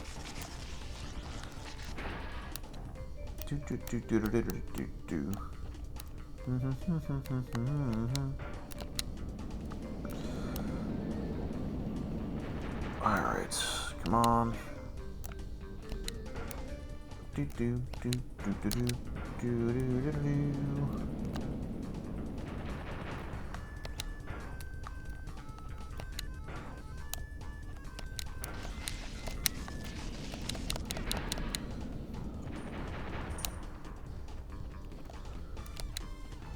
Come on.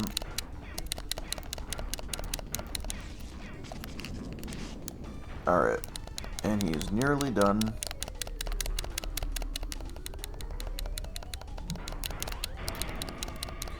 Alright, just keep mashing square right here and we'll be done. Boom. Master Cortex will be very displeased with your resistance. Prepare to suffer his wrath.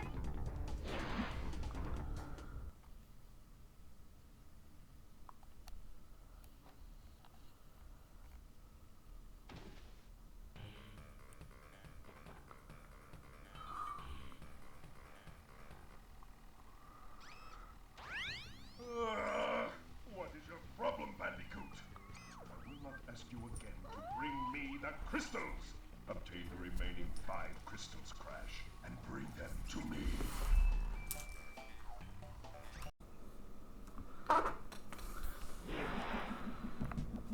Alright. Got our first 2D electronic-y, space station-y type level. These levels, like, that is one thing about Crash 1 that I do like more than Crash 2, even though I prefer Crash 2 overall, is Crash 1 had a lot more Dr. Cortex-centric type levels compared to Crash 2. Like in Crash 2, there's only, like, these stages and the jetpack stages to, like, represent, like, you know, Dr. Cortex's, like, environment and stuff like that. Because, like, clearly, as you can see, like, with, like, you know, like the N representing Cortex in the background and it all being all techno-battly and stuff, it's clearly supposed to be, like, his territory, you know? And, like, Crash 1 had dang it.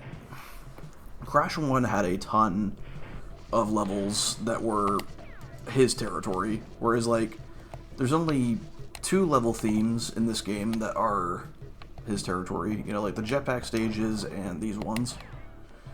Like, they're still fun, though. Like, I actually, contrary to, like, what a lot of people say, I actually really like the jetpack stages.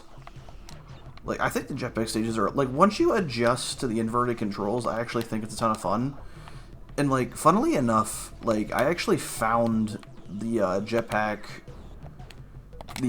stages in the Insane Trilogy. Like, they undid the inverted controls. I have such strong... Crap, I just realized that there's a death platform here, and this death platform requires us to do the end, go all the way to the end of the level, then come back to it, because there are boxes on that death path. So we're going to have to redo the stage, because I got dead. And that screwdoodles the whole thing. But, yeah. Anyway, so let's give this another shot. Oh, so today was a much longer day of work than I thought it would be. It was pretty tiring. I mean, like, it was just long, and, like, I'm on my feet all day. Like, I'm opening and used cars and repairing the inside of them, and I'm constantly, like, bending around and contorting to, like, you know, repair stuff. And, you know, when you're on your feet all day like that, even though you're not, like, running, like, standing all day, like, being on your feet all day really does tire you out, like, in the long run, you know, like, right now, this just feels good to just be home and record and just speak my mind as I play one of my favorite games, you know, but, yeah, overall, though, it was a decent work day. And another topic I thought about talking about was the stinking Switch 2 reveal. Like, dude, like, I have a lot of feelings. The Switch 2, overall, I'm happy with everything they showed off, but my lord is... So, yes, the console being $450 to $500 is pretty steep, but it's the console, so, I mean, like, that's kind of expected, you know? It's the games being increased to $80 that's insane, you know? Like... And $80 for a game. And the sucky part is this is Nintendo, and they don't believe in discounting games when they get old, because they're, frankly, super greedy. And it's very upsetting. And honestly, I have no problem waiting for the Switch to have more value. Like, I have such an extensive backlog that, like, at this point, I'm honestly just... I have no problem waiting for it to get more games and potentially have a slight discount.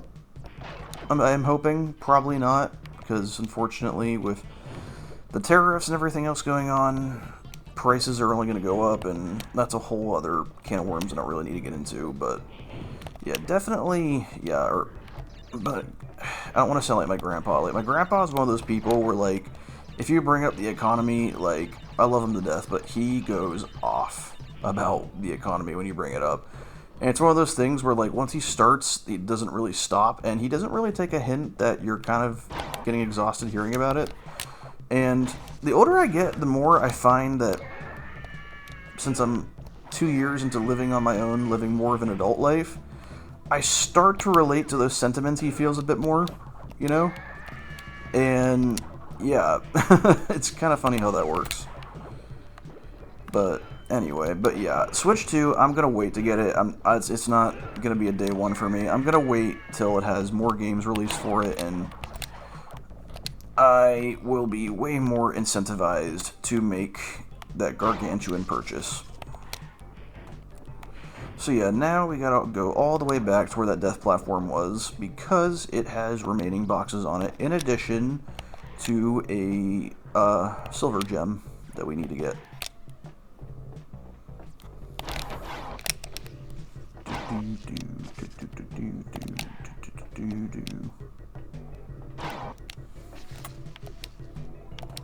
Oh, come on.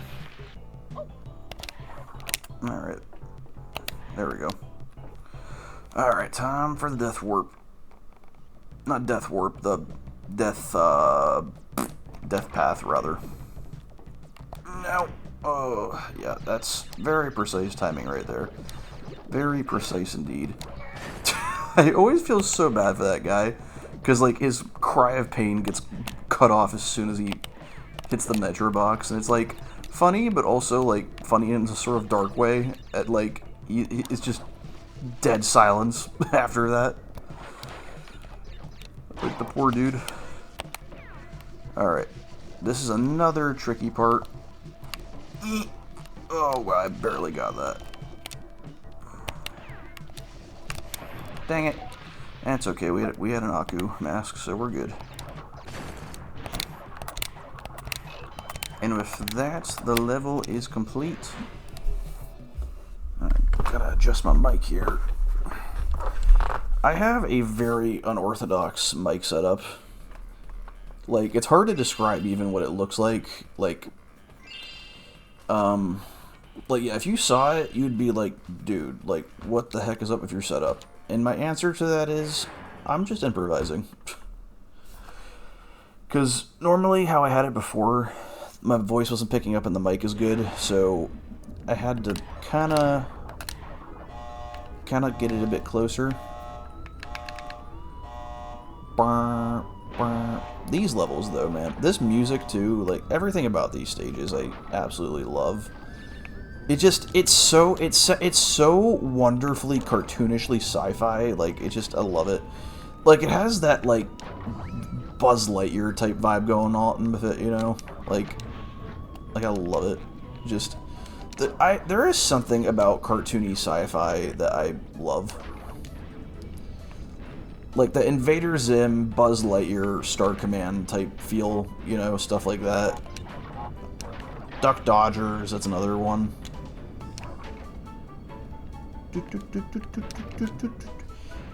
Alright. Oh wow, he got incinerated. Like, can you imagine how painful that would be? Like, there's a big wall of fire and a half-cyborg man who presumably has already undergone some modifications that were likely very painful, and we just increased that pain tenfold. But he gets vaporized, so he probably felt it for like 2 seconds. There's the crystal. And wow, we are already at the end of the level. Take a look at that. Craziness. Got the Jimmy Gem.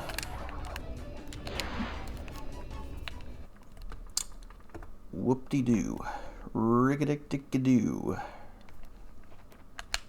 As Andy Bernard would say from The Office. Alright, next up is possibly my favorite level in the game. Like, these illuminated nighttime jungle levels, like, I love them. Just the atmosphere is just, it's just so good.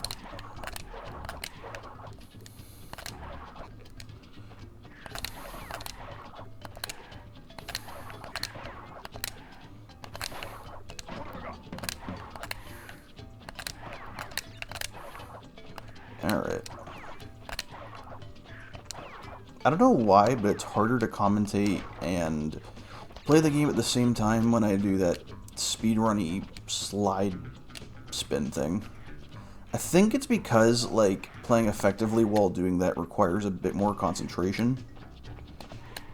So, this level's got a bit of a weird sort of thing going on with it, where we have to go all the way to where the gem is at on this path, on this death path here.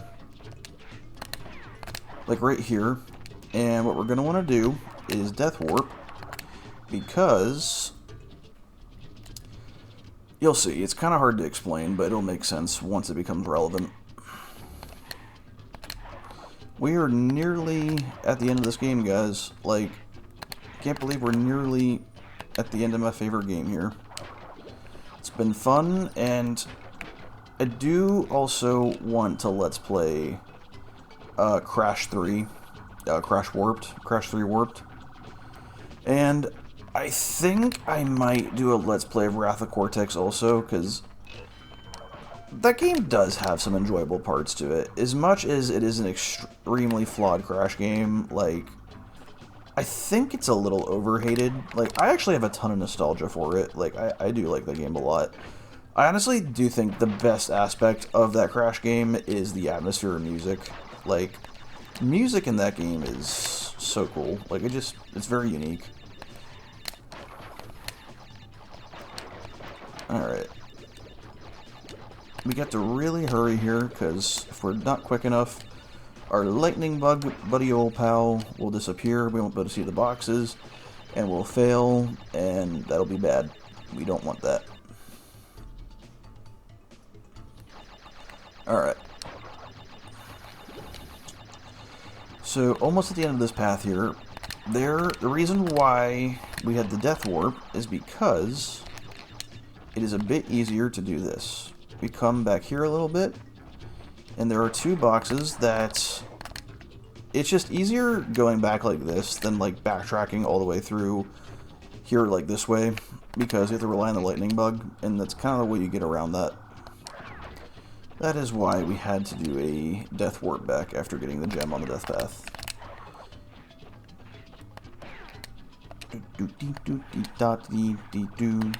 We are nearly at the end of the level. I said that prematurely. Now we're at the end of the level.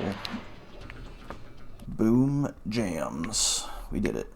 I say that a little too much. I think I need to stop saying that as frequently as I have been. Bring.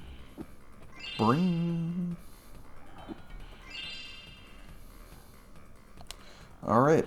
Oh, I almost was about to say we have one more level, but we actually have two. And the second to last level is another jetpack level, and that is fine by me because the vibes in these levels are immaculate.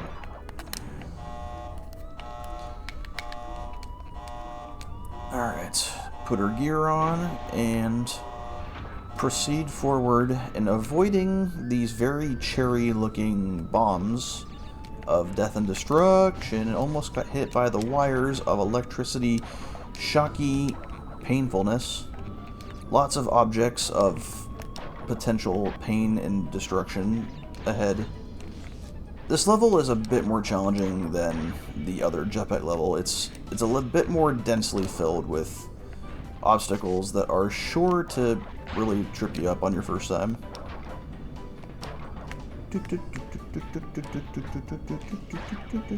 Checkpoint. Aku Aku.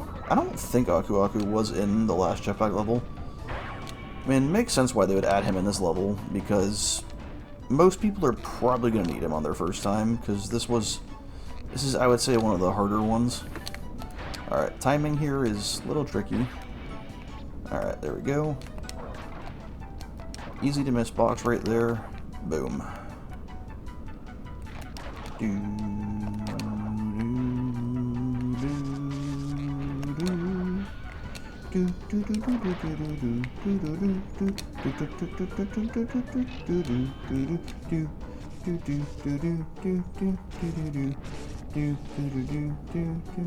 This music, man. I always gush about music whenever I play games I love, but hey, music in a lot of video game music is just that good, man. What can I say?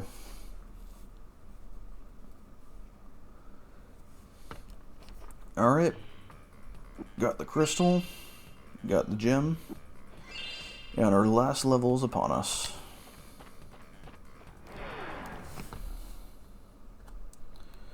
Alright.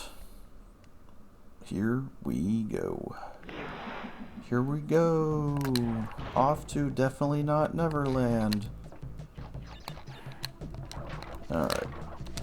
This level has the final gem path of the game, and this gem path is unique because it is required that you have all of the colored gems in order to do this entire path, because there will be other gem platforms that correspond to the other colored gems that we have, and if you don't have them, you can't access the remaining parts of the level of this path. Alright. Green gym path time.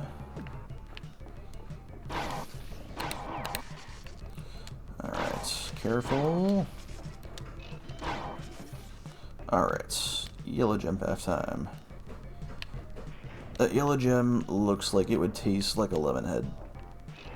Lemon heads, I can't really say I've seen those candies around lately. Like, they're a bit of a, I don't know if they're even still around anymore. I can't tell you the last time I've, no!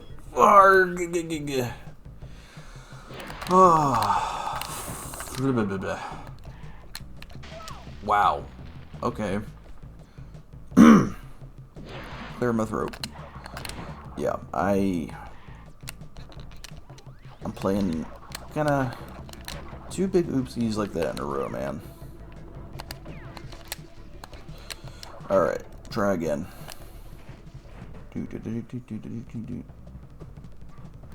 I'm impatient, so I turn on the turbo.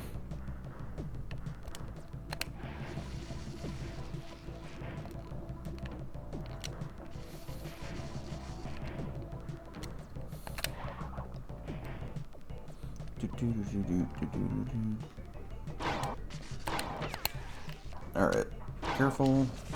Yeah, this is pretty tricky.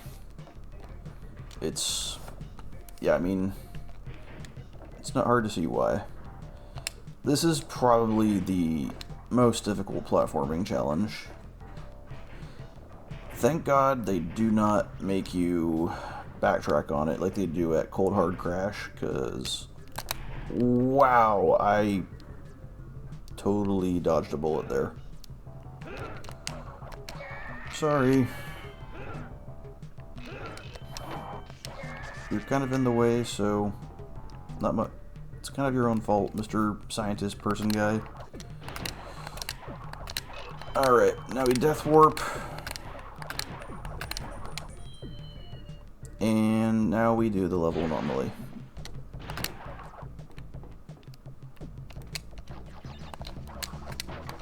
You gotta get all the boxes. Whoa! I thought I was gonna get dead there. But I didn't. Did I, Mr. Squidward?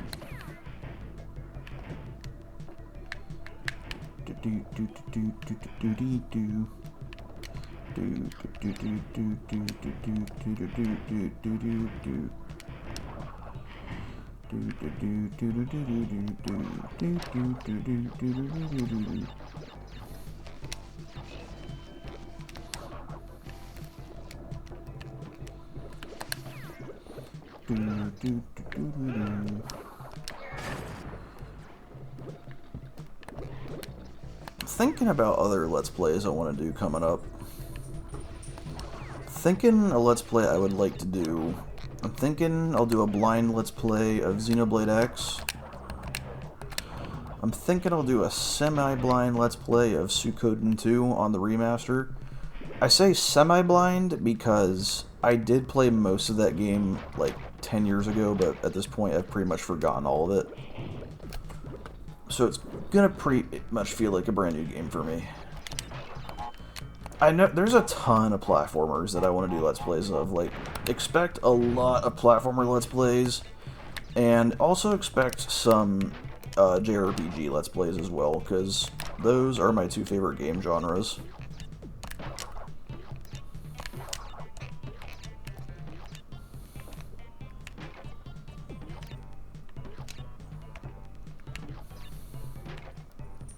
There we go.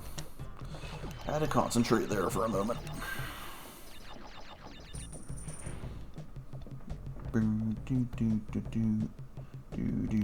But yeah, like, other 3D Other 3D platformers I'm definitely gonna Let's Play is, I'm definitely gonna Let's Play Banjo-Kazooie and Banjo-Tooie. I really want to do a Let's Play of Yuka Replayly when that comes out. That I have a lot of faith that Dagnabbit. I have a lot of faith that Yuka Replayly is... Oh my gosh. Really. Really me. And my cats are fighting in the background. I don't know if you can hear them, but they are.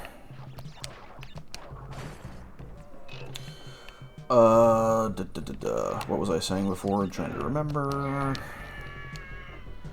Oh yeah, Yooka-Replay. Yeah, when Yooka-Replay comes out, like, I am so confident that Yooka-Laylee was a game I was super excited for and then ended up feeling pretty let down by, but I have a feeling this semi-remake of it is going to fix it. I'm excited because it has a ton of potential, because I'm a huge Banjo-Kazooie fan, and I wanted Yooka-Laylee to be just as good so badly, but I have a feeling it finally just might, with the remake coming up.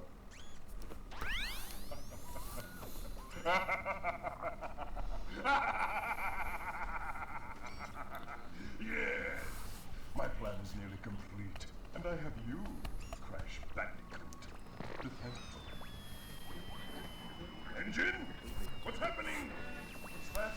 Is he stealing our signal? Crash!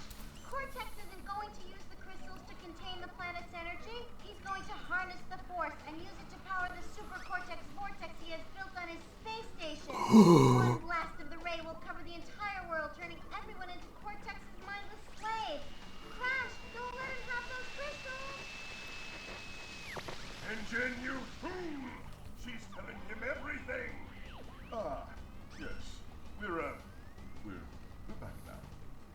Pardon the, interruption. Crash, bring me crystal. Yeah, to no one's surprise, this whole time Cortex has been using us, but we're about to go stop him, and it just so happens that if you know what you're doing, you can beat this boss in like 10 seconds. Watch. Like, literally, watch this. It's kind of pathetic.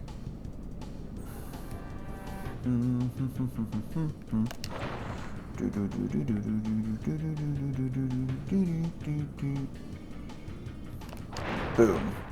Done and done. You haven't seen the last of me, Crash Bandicoot! Yeah, like, it's pretty pathetic.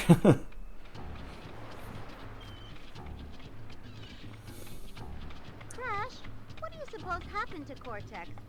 And what about the Cortex vortex? It's still up there. Alright. So, we're almost done with the game. There is a little bit more for us to, there's a little bit more for us. We still have to see the secret ending. We gotta let the credits roll, but I'm just gonna put this on double speed to scroll through it pretty quickly, so we can head on over to the secret ending. But yeah, guys, this has been a ton of fun. I'm glad those of you who are watching, could join me on my little journey through my favorite game. And yeah, I am thinking for my next Let's Play, I'm thinking of maybe doing the Croc remaster. Like, I haven't played that game in like 8 years, and that remaster just came out, and that's sounding pretty fun right now. I'm thinking that might be my next Let's Play. So, yeah, I'm thinking that's what I'm gonna do. Alright, credits are over, and one moment. Alright, we're back, and who could be talking to us now? Ah, Nitrous Bro. Find all of the gems. Incredible. Crystals are not the only means of harnessing planetary energy. The gems have that ability as well. And with them, I can destroy the Cortex vortex forever. Let me warp you to my completed laser installation. Alright. With all the gems in tow, let's go. Oop, I bumped the mic. Hopefully that didn't sound too bad.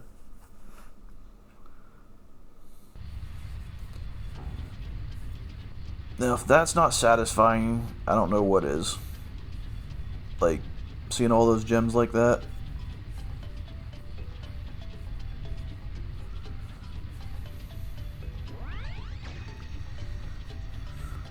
We are ready, Crash.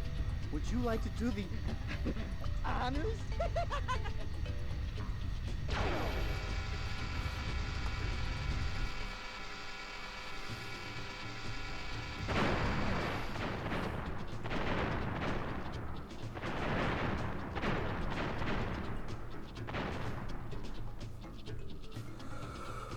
What you gonna do about that, Cortex? Your space station's looking pretty messed up there. But yeah, guys, that was Crash 2. And yes, like I said a little while ago, I will eventually be doing a Let's Play of Crash Warped. Crash Warped, I would say, is about just as good as Crash 2. I think I like Crash 2 just a little bit more because there's less vehicle levels and stuff. Crash 3 has quite a bit of that, but the only vehicle stuff in Crash 3 that I'm not crazy about is the airplane levels, but aside from that, like, I don't really mind the like the motorcycle stages or the jet ski stages. You know, like, I actually find those enjoyable. But yeah, this is a very special game to me. It's the game that made me fall in love with video games and become a huge gamer for the rest of my life.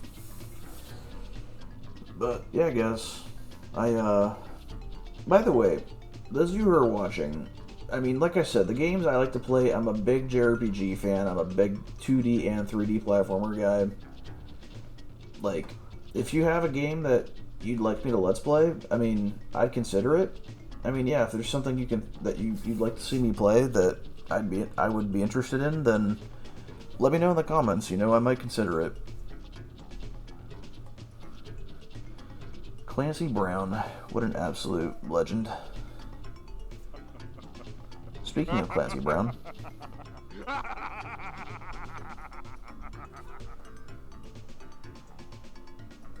Alright, guys. Catch you in the next one.